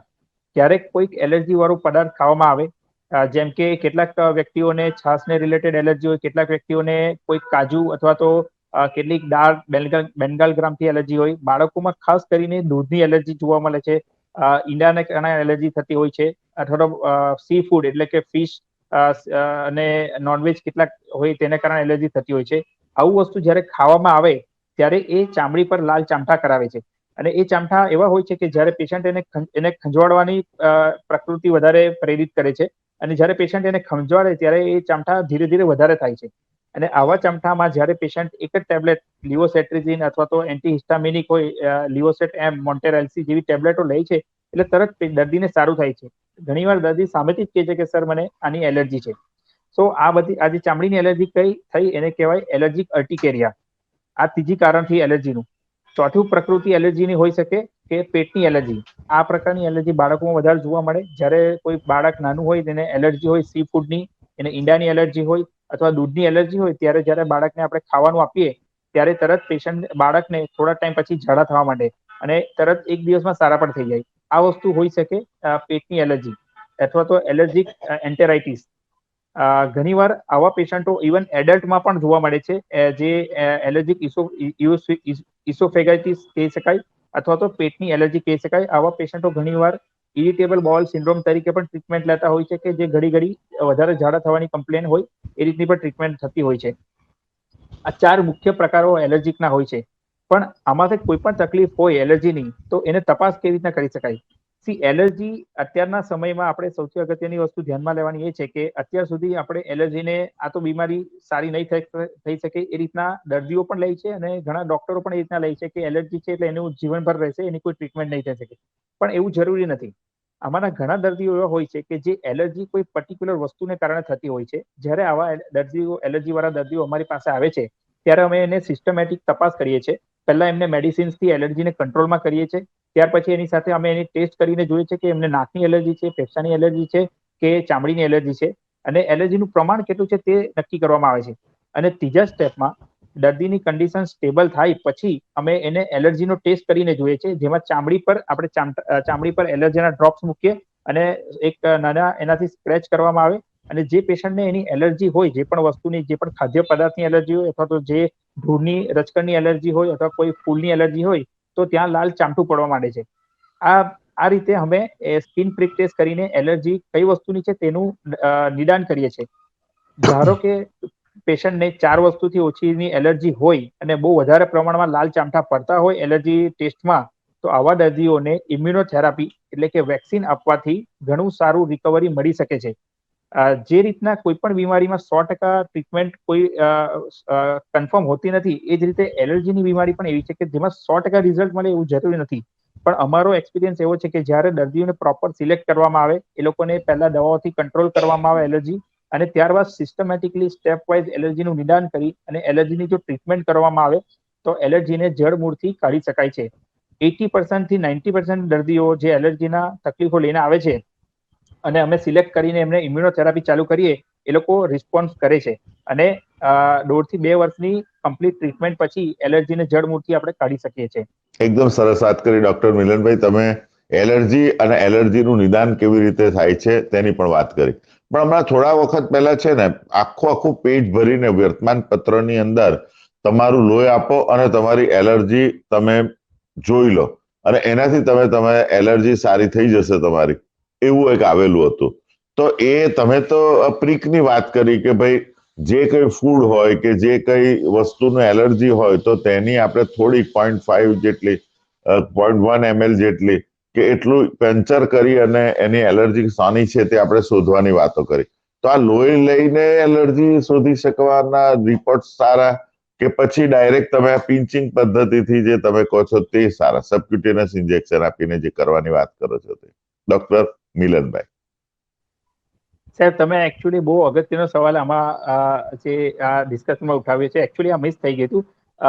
જે પેપરમાં એડવર્ટાઇઝમેન્ટ આપવામાં આવે છે કે એલર્જીની તપાસ કરો અને પછી તમે નિદાન કરો કે કઈ એલર્જી છે, પણ એકચ્યુઅલી મારું એવું માનવું છે કે આ ટાઈપની જાહેરાતો આપવી નહીં જોઈએ. જે આપે છે તે અલગ વસ્તુ છે, બટ આ તો એના જેવું થઈ ગયું કે કાલે ઉઠીને બધા ડોક્ટરો કહેશે કે સીટી સ્કેન કરો ડાયરેક્ટ રિપોર્ટ આવીને, અથવા તો પેપરમાં આપશે કે ડાયરેક્ટ એન્જિયોગ્રાફી કરો. એવું ક્યારે હોતું નથી. કોઈ પણ બીમારીની તપાસ કરવી હોય તો એક સિસ્ટમેટિક સ્ટેપમાં જવું પડે છે.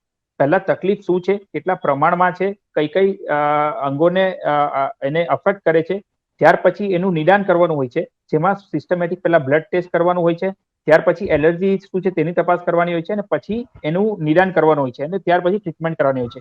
જે આ એડવર્ટાઇઝમેન્ટ આપે છે એ ડાયરેક્ટ ફર્સ્ટ સ્ટેપને બાયપાસ કરીને, એટલે કે ડોક્ટરની તપાસને બાયપાસ કરીને ડાયરેક્ટ એલર્જીના રિપોર્ટ કરાવવાનું સલાહ આપે છે, જે હું એને સપોર્ટ કરતો નથી. આ વસ્તુ વાત થઈ એડવર્ટાઇઝમેન્ટ. બીજી વસ્તુ વાત મારે એવી કહેવી કે આ જે બ્લડ રિપોર્ટ માટે એ લોકો જે તપાસ કરે છે તે ખરેખર ડાયરેક્ટિવ તપાસ હોય એવું મને લાગે છે. કારણ કે એક જ પેશન્ટના, મારી પાસે ડેટા છે, અંકલેશ્વરના એક પેશન્ટ છે મારી પાસે, જેને 3 વર્ષમાં 4 વાર રિપોર્ટ કરાવ્યો એક જ લેબોરેટરીમાંથી, અને 4 વાર અલગ અલગ રિપોર્ટ પોઝિટિવ આપવામાં આવ્યા. જ્યારે મેં એ લેબોરેટરી વાળા જોડે ફોન પર વાત કરી કે સાહેબ, આપણે જે એડવર્ટાઇઝમેન્ટ આપણે આપીએ છીએ બરાબર છે, પેશન્ટના ભલા માટે હશે, પણ તમારા એક જ લેબોરેટરીમાંથી એક જ દર્દીનું 3 વર્ષમાં 4 વાર ટેસ્ટ કર્યું, 4 વાર રિઝલ્ટ અલગ આવે છે. આનું એક્સપ્લેનેશન શું હોઈ શકે? તો એમાં કોઈ એમની પાસે પુરાવા સહિતનું કોઈ એક્સપ્લેનેશન હતું નહીં. અને અમારો પણ એક્સપિરિયન્સ એવો છે કે જે આ બ્લડ એલર્જી ટેસ્ટ કરવામાં આવે છે એનું સ્ટાન્ડર્ડાઇઝેશન એટલું હોતું નથી કે જે મેડિકલી એક્સેપ્ટેડ હોય. મીન્સ કે દરેક વખતે અલગ અલગ રિપોર્ટ આવવાના ચાન્સ ઘણા વધારે હોય છે. હા, એ રિપોર્ટ કેટલાક દર્દીઓમાં હેલ્પફુલ થઈ શકે ખરો, પણ એ ડોક્ટર ડિસાઇડ કરે કે ખરેખર આ રિપોર્ટ પોઝિટિવ છે કે ફોલ્સ નેગેટિવ છે અથવા ફોલ્સ પોઝિટિવ છે. જ્યારે દર્દીને અમે તપાસ કરીએ અને લાગે કે આ વસ્તુની કદાચ એલર્જી હોઈ શકે અને પછી અમે એડવાઇસ કરીએ કે હા તમે તપાસ કરાવો અને સ્ટાન્ડર્ડ લેબોરેટરીમાંથી તપાસ કરાવો, ત્યારે અમે એ રિપોર્ટને ગણકારતા હોઈએ છીએ. બાકી ઘણીવાર જ્યારે દર્દીઓ અમારી પાસે રિપોર્ટ લઈને આવે છે કે સર અમે આ પેપરમાંથી જોઈને આ રિપોર્ટ કરાયો તો હવે આની એલર્જી છે તો શું કરવું, તો મારા તરફથી તો ઘણીવાર એ રિપોર્ટ પહેલા સાઈડ પર મૂકવામાં આવે છે અને પછી હું દર્દીની તપાસ કરીને પૂછું છું કે તકલીફ તમને શું છે, તમને શું એલર્જી લાગે છે, તમને શું તકલીફો થાય છે, જણાવો, પછી આપણે આગળ વધીશું. સો હું દરેક મારા દર્શક મિત્રોને આમાં એક એડવાઇસ આપીશ કે બને ત્યાં સુધી મારા પ્રમાણે એ ટેસ્ટને જે લોહીથી એલર્જીની તપાસ કરવાનું જે સજેસ્ટ કરવામાં આવે છે એનાથી દૂર રહો. જે ખરી એલર્જીની તપાસ કરવાની હોય છે તે ડોક્ટર તપાસ કરે, તેના નિદાન શું આગળ વધે એ જ પ્રોપર ટ્રીટમેન્ટ છે. અને આના સિવાયની બીજી પણ કોઈ પણ એડવર્ટાઇઝમેન્ટ હોય કે જે ડાયરેક્ટ તમને પેપરમાં એડવર્ટાઇઝમેન્ટ આપવામાં આવતી હોય કે અમે આ ટેસ્ટ કરવાથી તમારું આ નિદાન થઈ જાય અથવા તો આ ટ્રીટમેન્ટ થઈ જાય, એવી જાહેરાતોથી બને ત્યાં સુધી દૂર રહેવું સારું. કારણ કે સૌથી અગત્યની એક આપણા હેરિસન જે મેડિકલ ફેટર્નિટીમાં બુક સૌથી અગત્યની હેરિસન બુક હોય છે, એમાં એક વાક્ય લખવામાં આવ્યું છે કે દર્દીની બીમારીનું નિદાન 90 થી 95% ટાઈમ ડોક્ટરની તપાસથી નીકળી જાય છે. ડોક્ટર જો બરાબર તપાસ કરે, સવાલો વ્યવસ્થિત પૂછે, એનું પેશન્ટને ટચ કરે, વ્યવસ્થિત તપાસ કરીને બધા અંગોની જાંચ કરે, તો ત્યાં જ પેશન્ટની બીમારીનું નિદાન નીકળી જાય છે. આ જે લેબોરેટરી રિપોર્ટ્સ હોય છે તે આપણને ખાલી હેલ્પ કરવા માટે હોય છે અને એ ખાલી 5 થી 10% દર્દીઓ એવા હોય છે કે જેમાં આપણને કન્ફ્યુઝન તેમાં કરી શકાય છે. એટલે ટેસ્ટ પર એટલો ભાર નહીં મૂકવો જોઈએ. ડોક્ટરની તપાસ અને એનું ઇવેલ્યુએશન એના પર વધારે ભાર મૂકવો જોઈએ અને સારા ડોક્ટરોની તપાસ કરાવી એના પર વધારે ભાર મૂકવો જોઈએ. એકદમ સાચી વાત ડોક્ટર મિલનભાઈ. આ ડોક્ટરોની કમ્પ્લેન્ટ છે, ડોક્ટરોની સલાહ પણ છે, પણ દર્શક મિત્રો માનતા નથી. પેથોલોજી અને રેડિયોલોજી આ જે બે બ્રાન્ચ છે, એ બ્રાન્ચ ડોક્ટરના કહેવા પછી જો રિપોર્ટ કરીને આપે અને જે માંગેલા રિપોર્ટ કરે, આમાં તો શું થાય છે કે એ લોકો એડવર્ટાઇઝ કરે, સસ્તામાં અમે કરી આપીશું, પણ એ લોકો નિદાન નથી કરી શકવાના. અને બીજી વસ્તુ કે જ્યારે તમે રિપોર્ટ એકલો જ કરી આપતા હોય ત્યારે એનો ચાર્જ પણ ઓછો થતો હોય છે, પણ એક ચાર્જના લીધે તમે ડાયરેક્ટ એડવર્ટાઇઝ આપી હોય ને એ પ્રમાણે જઈને રિપોર્ટ કરી લાવો અને પછી તમે અમારા ડોક્ટર્સ મિત્રોને બતાવવા જાઓ કે લો આ ટેબલ પર જ નાખશે કે જો આ રિપોર્ટ સાહેબ કરાવેલો છે, તમે તમારે જોઈ લો ને મારે શું થયું છે. આ ડોક્ટરનું પણ એક જાતનું અપમાન છે. અને બીજી વસ્તુ, તમે પેથોલોજીસ્ટને પાસે જશો ને, રિપોર્ટ ત્યાં કરશે, રિપોર્ટ લેતી વખત સાહેબ જરા શું થાય, જરા જોની, જરા આમાં શું ખબર પડે, પણ એ પેથોલોજીસ્ટને નથી ખબર પડવાની અને પેથોલોજીસ્ટ એનો જવાબ પણ નથી આપવાના. રેડિયોલોજીસ્ટ પણ એનો જવાબ નથી આપવાના. તમે તમારા ડોક્ટર પાસે જાઓ અને ત્યાં પૂછો. જ્યારે આ રીતની વાત થતી હોય તો આવી રીતના લેબોરેટરીઝ રેડિયોલોજીસ્ટોને પણ બદનામ કરવાનું પણ એક વસ્તુ આ બની ગઈ છે. એટલે આપણે દર્શક મિત્રો આપણે સમજવાની જરૂર છે કે તમારે આ રીતના ડાયરેક્ટ રિપોર્ટિંગ નહીં કરાવવાના, તમારા ડોક્ટર્સ જે કે તે જ કરાવવાના. હા, અને એ કે પછી તમે એ લેબોરેટરીમાં જે તે તમારી જાણીતી લેબમાં હોય ત્યાં જઈને આપ રિપોર્ટ કરાવી શકો છો. એવું પણ નથી કે આ ડોક્ટરે એમને ત્યાં બતાવ્યું એટલે આ જ લેબમાં કરવું અથવા તો આ જ રેડિયોલોજીસ્ટ પાસે જવું, તો એ વસ્તુ પણ કોઈ ડોક્ટર ફોર્સફુલી કહેતું નથી. હા, પણ જેવી રીતના દર્દીને ડોક્ટર પર, પોતાના ડોક્ટર પર વિશ્વાસ છે, એવી રીતના અમારા ડોક્ટરોને પણ અમારી ઉપરના જે રિપોર્ટ કરાવવાના છે એ ડોક્ટર મિત્રો પર પણ વિશ્વાસ કેટલો વધારે છે એના પર અમે મોકલતા હોઈએ છીએ. એટલે દર્શક મિત્રો, આપણે જેની પાસે જઈએ છીએ તેની વિચારસરણી કેવી છે, એની પ્રામાણિકતા કેવી છે, એની ટ્રાન્સપરન્સી કેવી છે, આ જોઈને જ તમારે પોતાના ફેમિલી ડોક્ટર, તમારા પોતાના કન્સલ્ટન્ટ ડॉक्टर्स के પોતાના સુપર સ્પેશિયાલિસ્ટ ડॉक्टर પાસે જવું જોઈએ. यह है आधुनिक जमाने की तस्वीर. चकाचौंध कर देने वाली ये प्रगति और व्यस्त जीवन शैली ढेर सारी बीमारियों को भी ले आई. जीवन की हर छोटी बड़ी चुनौतियों का सामना करते हुए हमें खुद को हर मकाम पर तंदुरुस्त रखना बहुत जरूरी है. चाहे हो खेल का मैदान या दिन भर की काम की थकान, कैल्शियम की कमी किसी में भी हो सकती है. दर्द कैसा भी हो सकता है. तो रोज रोज की दवाइयों से छुटकारा पाइए और घर ले आइए शुद्ध सिद्धांत पीने का चूना, जो नेचुरली अल्कलाइन होने के साथ साथ ORP बैलेंस्ड करता है। सिद्धांत अल्केड में कैल्शियम, विटामिन D3, मैग्नीशियम और एंटीऑक्सीडेंट है, जो रोग प्रतिकारक शक्ति बढ़ाने में एवं 70 से भी ज्यादा बीमारियों में सहाय करता है। जी हाँ, चूना ये ना ही आपके शरीर के अंदर हो रही कैल्शियम की कमी को पूरा करता है, बल्कि मांसपेशियों को मजबूत करने में मदद करता है। इसका सही मात्रा में इस्तेमाल करने से जोड़ों की तकलीफों से भी आराम पा सकते हैं। फ्रैक्चर में टूटी हड्डियों को भी जोड़ा जा सकता है। उत्तम गुणवत्ता वाला ये सिद्धांत अल्केड हर शहर और गांव तक पहुंचने के साथ साथ लोगों के दिलों में भी जगह बना चुका है। तो सवाल ये है कि चूना किसे पीना चाहिए और कैसे पीना चाहिए। कैल्शियम से जुड़ी हुई बीमारी से जूझने वाले लोग इसे पी सकते हैं। चूना पीने के 1 घंटे तक चाय या कॉफी ना पिएं। अगर आपको पथरी की बीमारी है तो आप डॉक्टर से पूछ के इसे ले सकते हैं। ये कोई दवाई नहीं है, सिर्फ एक शुद्ध चूना है। रोज सुबह सिर्फ 2 बूंदे गर्म पानी में डाल के पीजिए और हर दर्द से मुक्ति पाइए। हम क्वालिटी में मानते हैं, कंपटीशन में नहीं। शुद्ध सिद्धांत पीने का चूना। ડોક્ટર પારુલબેન, આપ અમારી સાથે છો। રિસ્ટ્રિક્ટિવ ડિસીઝ અને ઓબ્સ્ટ્રક્ટિવ ડિસીઝ તરીકે આપણે અસ્થમાની વાત કરી અને સાથે સાથે COPD ની વાત કરી। મારા દર્શક મિત્રોને ઓબ્સ્ટ્રક્ટિવ ડિસીઝ અને કન્સ્ટ્રક્ટિવ ડિસીઝમાં કાંઈ સમજ ના પડે। આપ અમારા દર્શક મિત્રોને અસ્થમા અને એની ટ્રીટમેન્ટ કરાવી કેમ જરૂરી છે અને COPD શું છે એના વિશે જણાવશો। જી ભૂપેશભાઈ, અસ્થમા એટલે દર્શક મિત્રોને સાદી ભાષામાં સમજાવું તો ફેફસાની નળીની અંદર આવેલો સોજો અને સોજાના કારણે ફેફસાની નળી બ્લોક થઈ જવી, રાઈટ।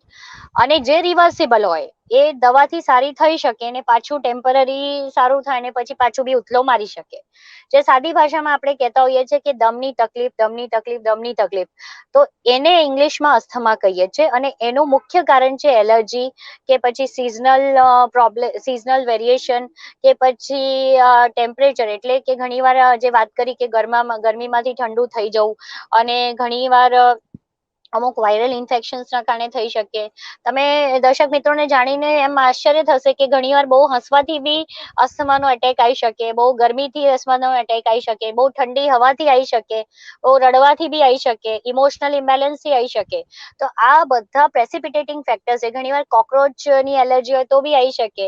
ઘણીવાર આપણે ફૂલ નાકમાં સૂંઘીએ ને એના કારણે જે પોલેન્સ બહાર આવતા હોય છે, જે રજકણ કહીએ ફૂલની, એનાથી બી આવી શકે। એટલે આ બધા પ્રેસિપિટેટિંગ ફેક્ટર્સ હોય અને ઘણીવાર પ્રેસિપિટેટિંગ ફેક્ટર્સ ના હોય તો પણ પેશન્ટ્સને અસ્થમાનો એટેક આવી શકે।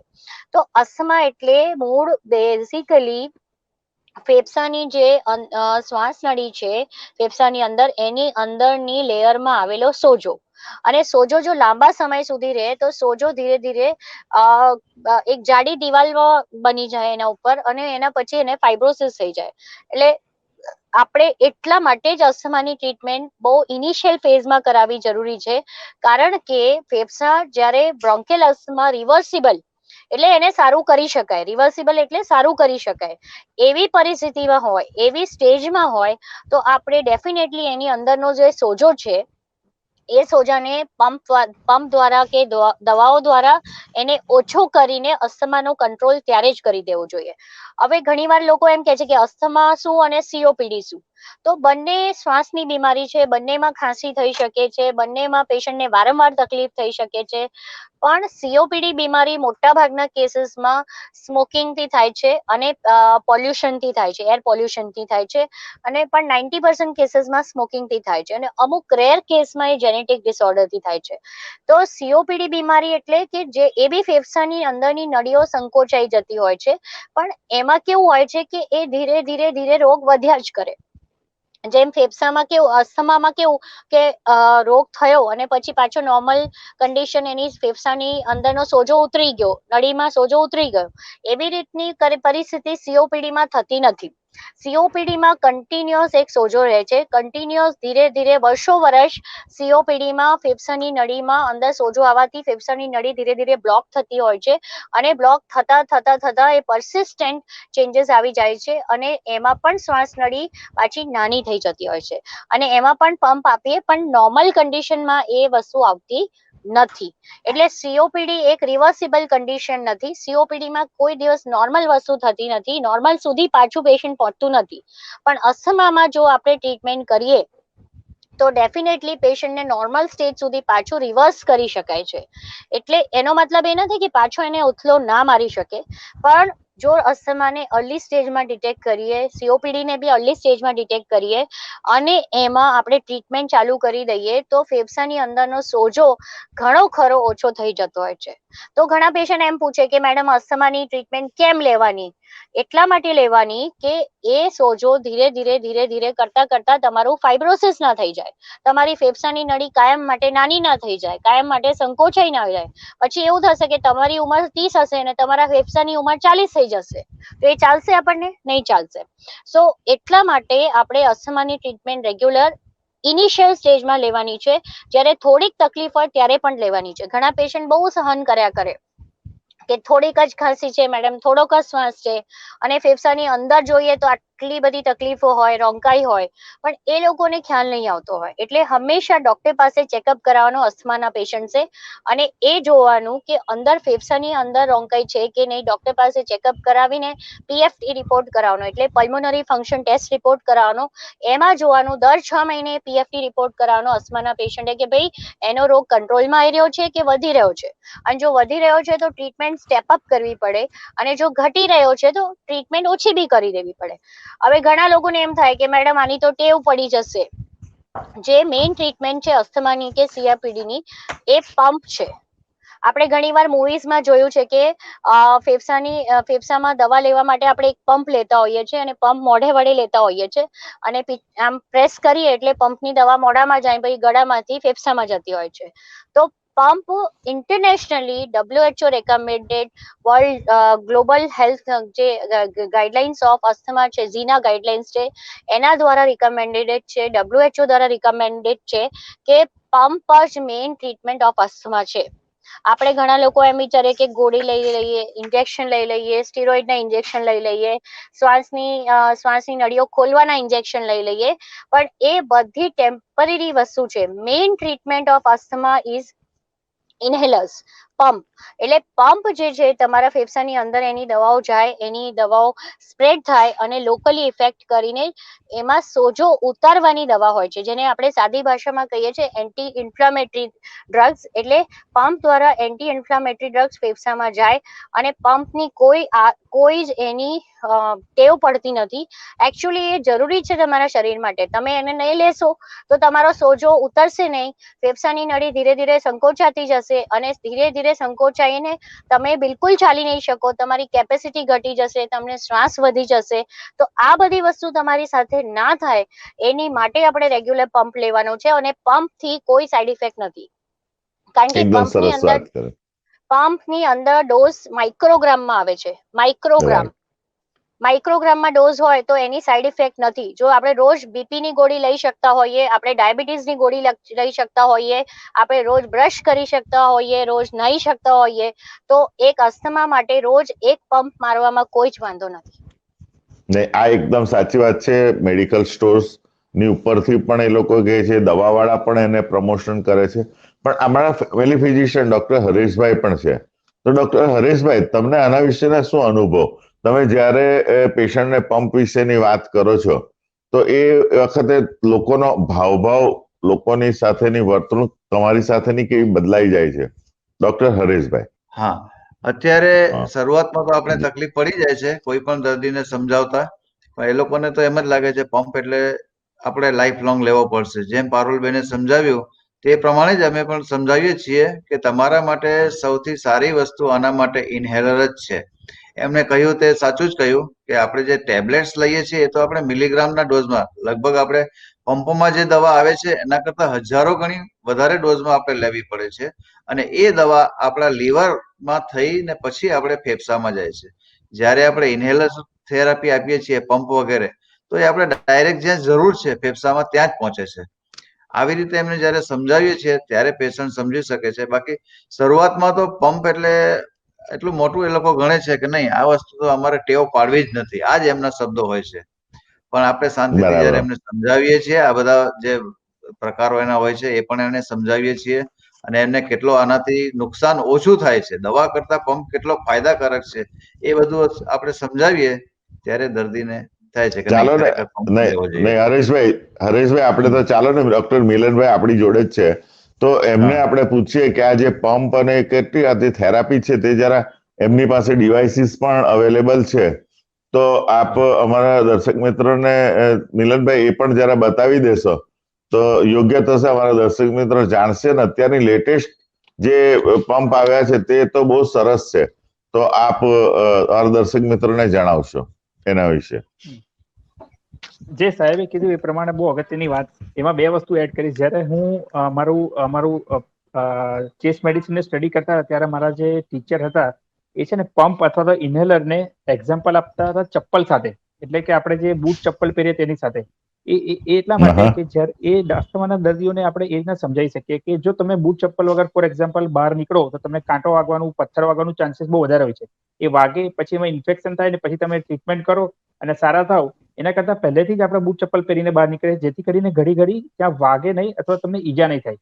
સેમ એ જ રીતના અસ્થમા અથવા તો એલર્જી બ્રોન્કાઇટિસના જે દર્દીઓ હોય છે તેની શ્વાસની નળીઓ પર સોજો હોય છે. આ જે એક પેશન્ટને સમજાવવા માટેનો એક મોડલ છે. આ નોર્મલી શ્વાસની નળી હોય છે કે જેમાં આ રીતનું શ્વાસની નળી એકદમ ખુલ્લી હોય છે. જ્યારે પેશન્ટને કોઈ વસ્તુની એલર્જી હોય અથવા તો અસ્થમાની તકલીફ હોય ત્યારે એવા દર્દીને આ રીતનું શ્વાસની નળી પર સોજો આવી જાય છે. આ જે દેખાય છે રાઈટ રાઈટ બરાબર, આખી ચામડી અંદરની લાલ થઈ જાય છે, બરાબર. અને આ જે છે તે ફેફસાની અંદરની રહેલી શ્વાસની નળી છે. તો આ જે શ્વાસની નળી હોય છે એને આપણે દવાથી સારી કરીએ એના કરતા બેટર છે આપણે પંપ અને ઇન્હેલરથી સારી કરીએ. જ્યારે પેશન્ટ કોઈ ઇન્હેલર ખેંચે અથવા પંપ ખેંચે ડાયરેક્ટ આની પર જાય અને આની પર અસર કરે અને એનો સોજો ધીરે ધીરે ઓછો કરે, એટલે એ રીતના ફરક પડે છે. હવે પહેલાના ટાઈમમાં જે એડવર્ટાઇઝમેન્ટ આવતી હતી કે ડાયરેક્ટ પંપ લીધો અને સારું થયું, એ ઘણી મિસલીડિંગ એડવર્ટાઇઝમેન્ટ અથવા મિસલીડિંગ કહી શકાય. જ્યારે પણ આ પંપ લેવામાં આવે છે ત્યારે અમે દર્દીઓને સાથે એક સ્પેસર યુઝ કરવાની સલાહ આપીએ છીએ. શું કામ સ્પેસર? પહેલી વસ્તુ, સ્પેસર શું છે? સ્પેસર એ એક આવું એક ઇન્સ્ટ્રુમેન્ટ છે કે જેમાં ખાલી સ્પેસ હોય છે, અને જ્યારે પણ પેશન્ટ પંપ લે છે તેમાં આમાં પ્રેસ કરીને પંપ લેવાનો હોય છે અને પછી ખેંચવાનો હોય છે, બરાબર. હવે એ શાના માટે સલાહ આપીએ છીએ? જ્યારે પણ પેશન્ટ આ ડાયરેક્ટ પંપ લે છે ત્યારે એનો ફોર્સ એટલો વધારે હોય છે કે ડાયરેક્ટ પેશન્ટ એ પંપને અંદર ફેફસા સુધી લઈ શકતું નથી અને મોટા ભાગની દવા ગળામાં જ ચોંટી જાય છે. હું તમને એક એક્ઝામ્પલ ખાલી બતાવીશ. આપણને દેખાયું પણ નહીં, મોટા ભાગના ટાઈમમાં આપણને ખબર પણ નથી પડતી, અને આ જે સ્પ્રે છૂટે છે તે 60 થી 70 કિલોમીટર પર અવરની સ્પીડથી છૂટે છે. એટલે જ્યારે આ જ વસ્તુ આપણે પેશન્ટને કહીએ કે તમે આને સ્પેસર સાથે લો, ત્યારે પેશન્ટ જ્યારે પ્રેસ કરે છે તો એ બધી દવા આ સ્પેસરમાં ભેગી થઈ જાય છે અને ત્યાર પછી પેશન્ટ એને મોઢામાં મૂકીને અંદર લઈ શકે છે, જેથી કરીને જે દવા ફેફસામાં જવી જોઈએ ત્યાં જાય અને ગળામાં ઓછી ડિપોઝિટ થાય. આના સિવાય હાલના ટાઈમમાં અત્યારે ઘણી બધી નવી મેડિસિન્સ ઇન્હેલર્સની આવી જઈ રહી છે. એક હોય છે રિવોલાઇઝર, કે આ રીતનું મશીન હોય જેમાં આપણે રોટા કેપ મૂકીને, એટલે કે કેપ્સ્યુલ મૂકીને એમાં એની દવાને ખેંચી શકીએ. એ પણ સેમ રીતે કામ કરે છે. એક કેપ્સ્યુલ હોય છે કે જે કેપ્સ્યુલને આપણે લઈને આમાં મૂકવાની હોય છે અને એક ચેમ્બર હોય છે જેમાં દેખાઈ જાય છે કેપ્સ્યુલ કે આ રીતના ગઈ છે. આના સિવાય આ રિવોલાઇઝર છે, એના સિવાય પણ ઘણા બધા ઇન્હેલેશનના ડિવાઇસ હોય છે. આને બંધ કરવાથી આમાં કેપ્સ્યુલમાં કાણું પડે છે અને એને આપણે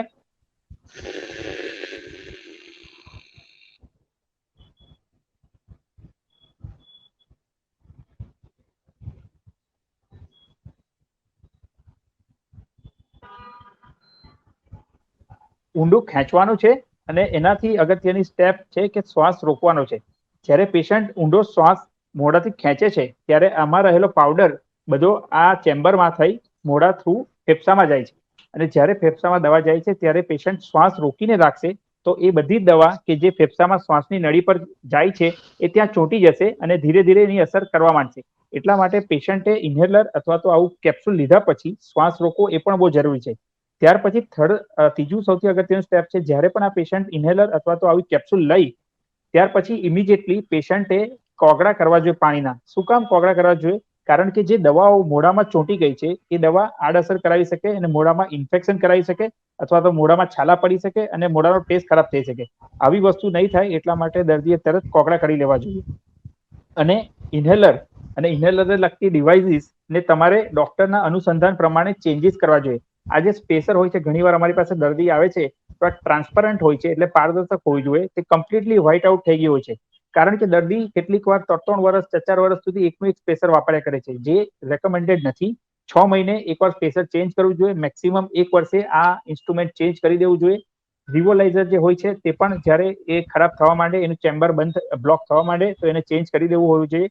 અને આ બધી વસ્તુઓ એ જ્યારે અસ્થમાના દર્દી હોય છે તેને અમે એક હોમ અસ્થમા કેર અથવા તો પેશન્ટ એજ્યુકેશન કહીએ છીએ. દર્દી જ્યારે પોતાની બીમારીને સારી રીતના સમજી શકે, પોતાની ટ્રીટમેન્ટ, પોતાના આને હથિયાર કહી શકાય અથવા પોતાના સાધનો કહી શકાય કે જેનાથી એ બીમારીને સારી કરવાનું છે, એને પ્રોપર સમજી શકે, તો દર્દીના બીમારીમાં ઘણું સારા રિઝલ્ટ આવે છે. અને અમારું પણ એવું ઓબ્ઝર્વેશન છે કે જે દર્દીઓ એજ્યુકેટેડ હોય છે, જે લોકોને સારું એજ્યુકેટ કરવામાં આવે છે અને જે પેશન્ટો પ્રોપર કમ્પ્લાયન્સ એટલે કે ડોક્ટરની સલાહને સમજે છે, એના વિશેના ઇન્સ્ટ્રક્શન વાંચે છે, તે દર્દીઓનું બીમારી ઘણી સારી કંટ્રોલમાં હોય છે અને એ લોકોને ડોક્ટરોની વિઝિટ બહુ જ ઓછી અથવા તો લેસ ફ્રિક્વન્ટ કરવી પડે છે. જ્યારે દર્દી સલાહને પ્રોપર સમજી નહીં શકે અથવા તો એને ફોલો નહીં કરે, ત્યારે એને ઘડી 2 મહિને 1 મહિને ડોક્ટરને બતાવવાની જરૂર પડતી રહી છે. તો આ એલર્જી અસ્થમાના દરેક દર્દીઓને સલાહ આપીશ કે એ કઈ રીતના ઇન્હેલર ડિવાઇસો લેવી, એને શું ઇન્સ્ટ્રક્શન છે તેનું એક બુકલેટ દરેક મેડિસિન્સમાં સાથે આવે છે, તેને ખાસપણે વાંચો. અને તમને કોઈ પણ સવાલ હોય મેડિસિન્સ વિશેના, ઇન્હેલર વિશેના, તો જરૂરથી ડોક્ટરને પૂછો. અને આનાથી દૂર ભાગવાની અથવા તો આનાથી ગભરાવાની બિલકુલ પણ જરૂર નથી. એ પિક્ચરોમાં 1980 1990 ના પિક્ચરોમાં બતાવતા હતા કે પંપ લીધા અને સારું થઈ ગયું. એવું પ્રેક્ટિકલી હોતું નથી. આની આદત ક્યારેય પડતી નથી. અને તમે આજુબાજુ કોઈ પણ તમારા રિલેટિવ કે એને એક પણ વાર પૂછશો કે તમારું અસ્થમા પછી ઇન્હેલર પછી તમારી બીમારી કેવી છે, તો ઇમિડિયેટલી કહેશે કે અત્યાર સુધી ક્યારેય આવો ફરક નહીં પડ્યો, તો એવો ફરક મેડિસિન્સ ચાલુ કરવાથી પડે છે. તો સજાગ બનો, એકદમ સરસ વાત છે. એક્સેપ્ટ કરો રાઈટ. અને ટ્રીટમેન્ટ ડોક્ટરના સલાહ અનુસાર પ્રોપર લો.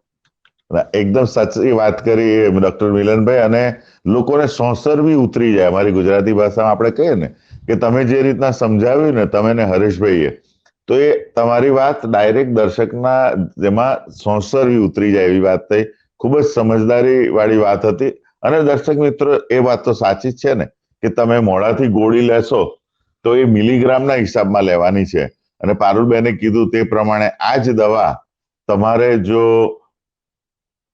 આ પંપ દ્વારા લેવાની હોય, અને આવા સારા પંપ દ્વારા, અને કેવી રીતે જો બરાબર તમે શીખીને લેશો તો એ ખરેખર બહુ સરસ ટ્રીટમેન્ટ રહે છે.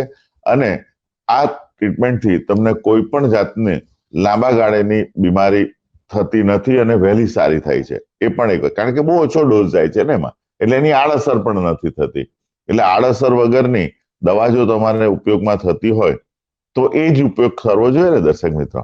તો આ વાત આપણે થઈ પંપની, અસ્થમાની, સીઓપીડીની. એક વાત છે સ્નોરિંગ. આપણે રાતના ઊંઘતા હોય ને ત્યારે પત્ની હંમેશા કહેતી હોય, તમે તો ખરા છો, તમારો અવાજ એટલો બધો આવે છે કે મને ઊંઘ જ નથી આવતી. અથવા તો બાજુના રૂમની અંદર તમારા ફાધર, મધર ઊંઘતા હોય અને જે અવાજ કરે એને સ્નોરિંગ કહેવાય. અને આ સ્નોરિંગને પહેલા કે હા, એના પણ દાદા આવું કરતા હતા, આવી અવાજ આવતો હતો, અથવા તો મારા પપ્પાને આવતો હતો અને મારા છોકરાને આવે છે, આ એક નોર્મલ વાત હતી. પરંતુ એ વાત સિરિયસ છે. ચાલો ને પૂછી લઈએ ડોક્ટર પારુલબેનને. ડોક્ટર પારુલબેન. દર્શક મિત્રોને હું પહેલા એ સમજાવવા માંગીશ કે જે પહેલાથી કીધું છે, વર્ષોથી કીધું છે કે a good slip is very important for your healthy body and healthy mind. તો જે સારી સ્લીપ જેની હશે એનું જ બોડી બી સારું રહેશે, એનું માઇન્ડ સારું રહેશે, એનું ફેમિલી સારું રહેશે, એના વિચારો સારા રહેશે. તો એક બીમારી જે છે કે જેને કહીએ છીએ સ્લીપ એપ્નિયા, એટલે કે ઊંઘમાં થતું શ્વાસનું રોકાણ. એટલે ઘણીવાર પેશન્ટ અમુક સૂઈ જાય અને નસકોરા બોલતા હોય છે. તમે જોયું હશે કે ઘણા પેશન્ટને નસકોરા આવતા હોય છે, ઘણા સુતા અચાનક એની બોડી હલી જાય છે, ઘણાને સુતા અચાનક પગની મૂવમેન્ટ ચાલુ થઈ જતું હોય છે, અમુક તો સુતા પછી ચાલવા માંડતા હોય છે. તો ઘણા બધા, એટલે કે લગભગ 56 થી 57 જેટલા ઊંઘના કારણે થતા રોગો છે, જેને કહેવાય સ્લીપ ડિસઓર્ડર બ્રીધિંગ. સ્લીપમાં એના બ્રીધિંગ ડિસઓર્ડર એટલે સ્લીપ સૂતી વખતે આપણા શ્વાસમાં ઘણા બધા રૂંધાણ આવે કે ઘણા બધા પ્રોબ્લેમ થઈ શકે. તો એ જે પ્રોબ્લેમ થાય છે, જેને જો આપણો 10 સેકન્ડથી વધારે શ્વાસ રોકાઈ જાય છે એક સાયકલમાં, તો એને સાયકલ ટુ સાયકલ, તો એને આપણે સ્લીપ એપનિયા કહેવાય છે. અને એવા ઘણા બધા શ્વાસ જો રોકાય, ઘણા બધા આપણો રેટ વધી જાય, કે માની લો કે સેચ્યુરેશન ઘટી જાય, આપણો ઓક્સિજનનું પ્રમાણ ઘટી જાય, તો આ બધાને ભેગા થઈને સ્લીપ એપનિયા ડિસઓર્ડર કહેવાય છે. હવે તમે કહેશો કે નસકોરા હોય એટલે સ્લીપ એપનિયા હોય જ, એવું જરૂરી નથી. પણ મોટા ભાગના કેસીસને જેને નસકોરા હોય છે એને સ્લીપ એપનિયા ટેસ્ટિંગ કરાવવું જોઈએ, સ્લીપ લેબ ટેસ્ટિંગ કરાવવું જોઈએ. બધા જ સ્લીપ એપનિયામાં બી નસકોરા હોય એવું બી જરૂરી નથી, કે આ બધા નસકોરાને સ્લીપ એપનિયા હોય એવું બી જરૂરી નથી. પણ નસકોરા બહુ જ ઇમ્પોર્ટન્ટ ફેક્ટર છે. જે પેશન્ટ્સને નસકોરા હોય, કે દિવસ દરમિયાન બેઠા બેઠા ઊંઘ આવતી હોય, કે જેને ડ્રાઇવિંગ કરતા બી ઊંઘ આવી જતી હોય, કે જેને ટીવી જોતા જોતા એક્ટિવ વસ્તુઓ કરતા કરતા બી ઊંઘ આવી જતી હોય, કે મેમરી ના રહેતી હોય, ધીરે ધીરે વસ્તુઓ ભૂલી જતા હોય, ડિપ્રેશન આવી જતું હોય, તો એવા લોકોએ વિચારવું જોઈએ કે એમને કદાચ લાંબા સમયથી આ ઓબ્સ્ટ્રક્ટિવ સ્લીપ એપનિયાનો પ્રોબ્લેમ હોઈ શકે. ઘણા પેશન્ટ્સને ઇન્ટરેસ્ટ નથી રહેતો લાઈફમાં, ઘણા પેશન્ટ્સને સિવિયર ઓબેસિટી થઈ જાય છે, ઘણા પેશન્ટને બ્લડ પ્રેશર બિલકુલ કંટ્રોલમાં નથી રહેતું, કે હાર્ટ પ્રોબ્લેમ થઈ જાય છે. તો આ બધા લક્ષણ છે. જેમ કે નસકોરા બોલાવા, દિવસમાં ઊંઘ આવી, એક્ટિવ વસ્તુઓ કરતા કરતા ઊંઘ આવી જાય, ઘણીવાર વાતો કરતા કરતા ઝોકું આવી જવું, ડ્રાઇવિંગ કરતા કરતા એક્સિડન્ટ થઈ જવું, તો આ એક એલાર્મિંગ પોઈન્ટ છે કે એ પેશન્ટ્સે સ્લીપ ટેસ્ટિંગ કરાવવું જોઈએ. હવે સ્લીપ ટેસ્ટિંગના બી ઘણા પ્રકાર હોય છે, પણ જે બેસ્ટ લેવલ 1 લેબોરેટરીમાં આપણે કરાવીએ, કે જેમાં આખી રાત આપણને સુવડાવે. ત્યાં માની લો આપણે 9 વાગ્યે સુઈ જતા હોય, તો એ લોકો 7:30-8 વાગે આપણને બોલાવીને ત્યાં જ 9 વાગ્યે સુવડાવીને આપણા બોડી ઉપર અમુક વાયર્સ લગાવે, વાયર્સ ચોંટાડી દે, જે મગજમાં લગાડે, આંખમાં લગાડે, ચીન્સમાં લગાડે, હાથમાં લગાડે, એવી રીતે અલગ અલગ વાયર રાખીને એનું રેકોર્ડિંગ થાય. આખી રાત એનું રેકોર્ડિંગ થાય, આપણે ઉઠીએ નહીં ત્યાં સુધી. એટલે કારણ કે આમાં ઊંઘમાં થતો રિપોર્ટ કરવાનો છે, સુતાનો રિપોર્ટ કરવાનો છે. એટલે આપણે જ્યારે સૂઈ જઈએ ત્યારે આપણી બોડીની મુવમેન્ટ શું છે, આઈ મુવમેન્ટ શું છે, આપણા મગજની એક્ટિવિટી શું છે, ઈજી જેને કહીએ, ઈએમજી કહીએ, ઈઓજી કહીએ, એવી રીતે હાર્ટ રેટ શું છે, આપણું સેચ્યુરેશન શું છે, લિમ્બ મુવમેન્ટ શું છે, એ બધાનું રેકોર્ડિંગ આખી રાત ચાલે. અને એ આખી રાત રેકોર્ડિંગ ચાલે એટલે બીજા દિવસે રિપોર્ટ આવે કે ભાઈ આપણે જો 6 કલાક સૂતા, એમાં કેટલા ટકા સૂતા આપણે, કેટલી વાર ઉઠી ગયા, કેટલી વાર આપણો શ્વાસ રોકાઈ ગયો, કેટલી વાર આપણું સેચ્યુરેશન ફોલ થયું, આપણે કઈ પોઝિશનમાં કેટલું સૂતા, આપણા લિમ્બ મુવમેન્ટ શું હતી, આપણે સેચ્યુરેશન કેટલી વાર ડ્રોપ થયું. તો આ એ આખો 15-20 પાનાનો રિપોર્ટ આવે. અને રિપોર્ટને પછી સ્ટડી કરીને તમને ચેસ્ટ ફિઝિશિયન એમ કે તમને સ્લીપ એપનિયા છે કે નહીં. ધારો કે હોય તો પછી હવે આગળ ટ્રીટમેન્ટમાં શું કરવું જોઈએ, માઇલ્ડ છે કે મોડરેટ છે કે સિવિયર છે. તમારું ઘણીવાર વેટ વધારે હોય તો પણ સ્લીપ એપનિયા થઈ શકે તમને, તો એ વેટ રિડક્શનની ટેકનિક્સ આપશે તમને. માની લો વધારે તમને સ્લીપ એપનિયા હોય તો તમને મશીન આપે, એક પાઇપેપ મશીન આવતું હોય છે, કે જેને આપણે બહારથી લગાડીએ. આપણે ઘણીવાર સાંભળ્યું છે કે બહારથી માસ્ક લગાડીને પ્રેશર આપીને ઘણા લોકો રાતોરાત સૂઈ જાય. તો એ પ્રેશરથી શું થાય કે આપણી જે શ્વાસની નળી અહીંયા ગળામાં પાછળ બ્લોકેજ થઈ જતું હોય છે, એ બ્લોકેજ નહીં થાય. એ પ્રેશરના કારણે, એ પોઝિટિવ પ્રેશરના કારણે જે માસ્ક આપીએ છીએ અને એના વડે પ્રેશર આપીએ છીએ મશીન દ્વારા, તો એના કારણે એ શ્વાસ નળીઓ ખુલ્લી રહે, ઓપન રહે. તો એને કહેવાય છે સીપેપ મશીન, એટલે પોઝિટિવ પ્રેશર એરવે મશીન. તો એ અત્યારે મારી પાસે હાથમાં નથી, મશીન ખાસું થોડું મોટું આવતું હોય છે. પણ કહેવાનો મતલબ એ છે કે ઘણીવાર પેશન્ટને નાકના પ્રોબ્લેમ્સ હોય છે, એના કારણે બી શ્વાસ રૂંધાતો હોય છે. તો એવા કેસીસમાં આપણે નાકની એલર્જી સરખી કરવી પડે છે, કારણ નાકનું ઓપરેશન પણ કરાવી શકાય. એટલે 3 રસ્તા છે. એક તો આપણે કન્ઝર્વેટિવ મેનેજમેન્ટ કરીએ, એક આપણે પોઝિટિવ એરવે પ્રેશર આપીએ, અને ત્રીજું છે સર્જરી હોય છે, કે જેમાં સર્જરી કરીને આપણે પેશન્ટનું નાકનું કે મોઢાનું સ્ટ્રક્ચર બદલીએ તો થોડો ઘણો પેશન્ટને ફાયદો થતો હોય છે. એટલે આ 3 તબક્કામાં 3 કેટેગરીમાં આપણે સ્લીપ એપ્નિયાની ટ્રીટમેન્ટ કરી શકીએ. પણ સૌથી પહેલામાં પહેલું એ છે કે આપણે એનું નિદાન કરવું, અને નિદાન કરવા માટે પેશન્ટે પેશન્ટના સગાએ, ઘણીવાર પેશન્ટ ખુદ તો રિફ્યુઝ જ કરે કે મને કઈ પ્રોબ્લેમ નથી, મને કઈ જ પ્રોબ્લેમ નથી, મને તો કઈ થતું જ નથી. પણ પેશન્ટના જે વાઈફ હોય, સ્પાઉસ હોય કે હસબન્ડ હોય, એ લોકોને ખબર છે કે મેડમ આખી રાત નસકોરા બોલે છે, અચાનક શ્વાસ રોકાઈ જાય છે, દિવસે બી બેઠા બેઠા સૂઈ જાય છે, કઈ સાંભળતા નથી, મેમરી ઓછી થઈ ગઈ છે, ઇન્ટરેસ્ટ નથી. તો એ બધી વસ્તુ આપણને પેશન્ટના સગા કહેશે. એટલે પેશન્ટના સગા પાસેથી હિસ્ટ્રી લેવી બહુ જ ઇમ્પોર્ટન્ટ છે. એટલે તમે બી જો બહુ સરસ. તમારા ઘરમાં આવું કઈ બી હોય તો you should tell to the doctor. નહીં, એકદમ સાચી વાત કરી પારુલબેન. આ એક સબ્જેક્ટ એવો હતો કે લોકોને ખબર નથી ને આ રોગ છે એવું કોઈ સ્વીકારતું પણ નથી. એટલે આજે આ રેસ્પિરેટરી ડિસીઝના આપણા છેલ્લા કલાક દરમિયાન જે આપણે ડિસ્કશન કર્યું એ ખરેખર અમારા દર્શક મિત્રોને ખૂબ જ ઉપયોગી થાય એવું હતું. અમારા દર્શક મિત્રોને આ 1 કલાક દરમિયાન જે વાતો કરી એમાં તમને જે મેસેજ આપવા જેવું લાગ્યું, તો એ મેસેજ આપ અમારા દર્શક મિત્રોને સંક્ષિપ્તમાં જણાવશો. શરૂઆત આપણે ડોક્ટર મિલન મોદી.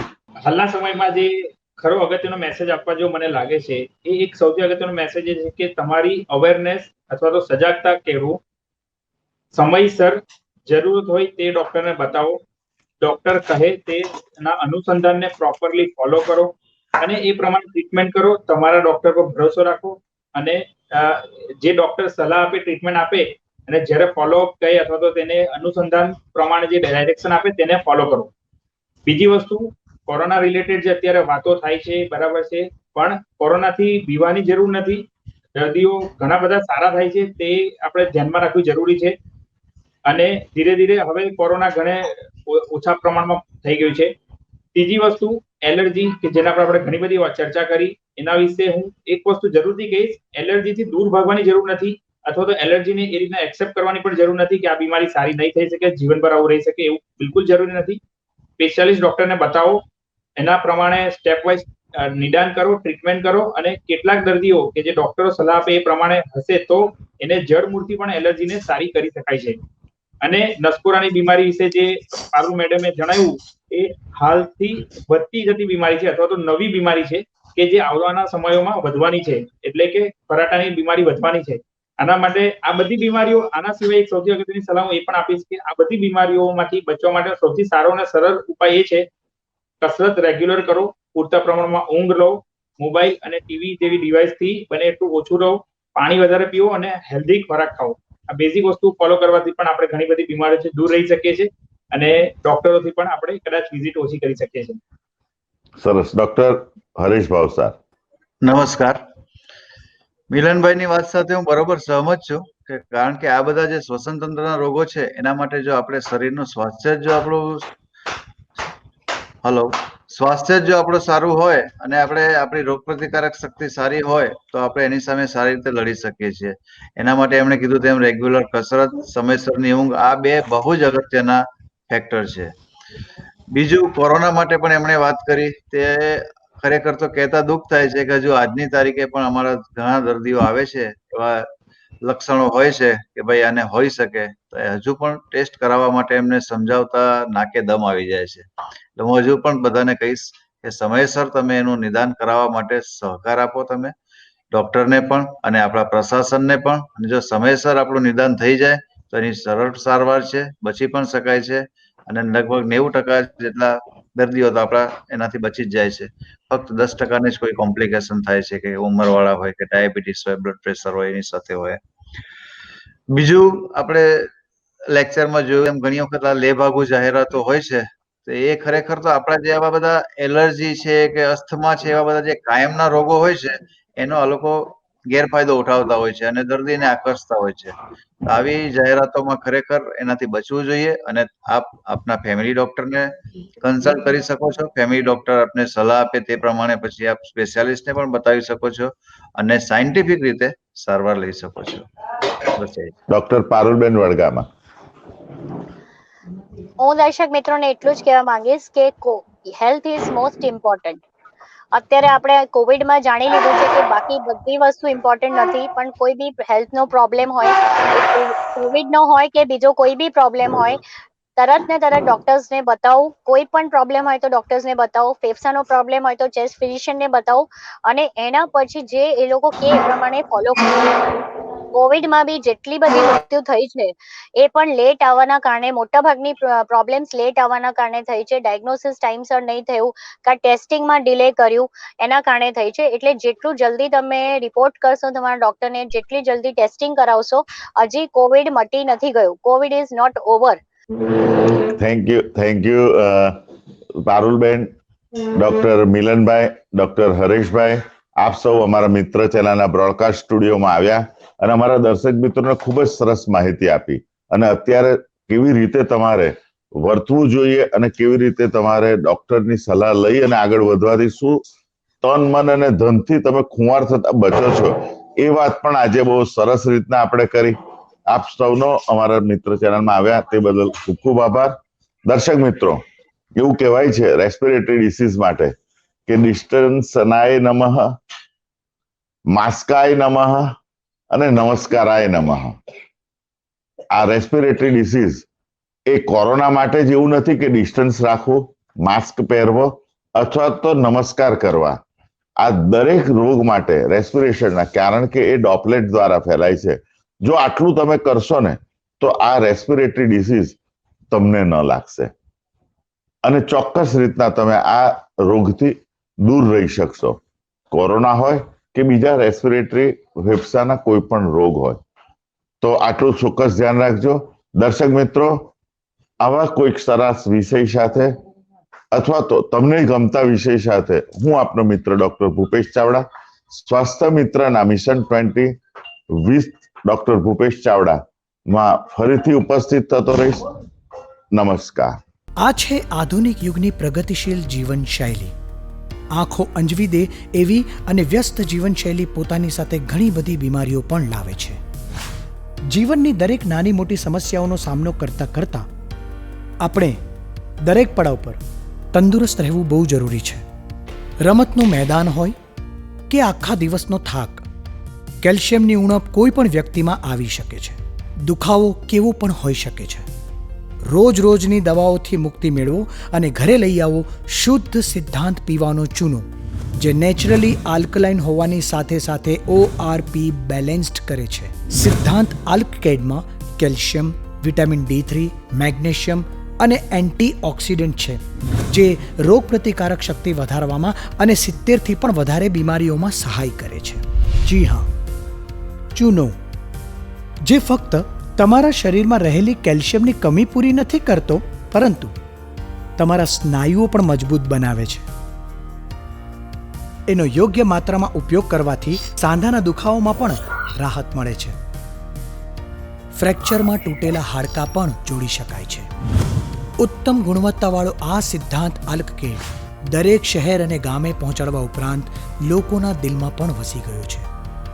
તો સવાલ એ છે, ચૂનો કોણે પીવો જોઈએ અને કેવી રીતે પીવો જોઈએ? કેલ્શિયમની ઉણપથી પીડાતા લોકો આને પી શકે છે. ચૂનો પીધાના 1 કલાક સુધી ચા કે કોફી ન પીવી. પરંતુ તમને પથરીની બીમારી હોય તો ડોક્ટરને પૂછીને લઈ શકાય છે. આ કોઈ દવા નથી, ફક્ત એક શુદ્ધ ચૂનો છે. રોજ સવારે માત્ર 2 ટીપા હૂંફાળા પાણીમાં નાખીને પીઓ અને દરેક દવાથી છુટકારો મેળવો. અમે ગુણવત્તામાં માનીએ છીએ, હરીફાઈમાં નહીં. Support your bonds today, they will support you tomorrow. સ્વાસ્થ્ય મિત્ર, જેના પ્રાયોજક છે સિદ્ધાંત લાઇમ પ્રાઇવેટ લિમિટેડ. સ્વાસ્થ્ય મિત્ર, 2 ટીપા સ્લેક લાઇમ. સ્વાસ્થ્ય મિત્ર ડોક્ટર ભૂપેશ ચાવડા સાથે,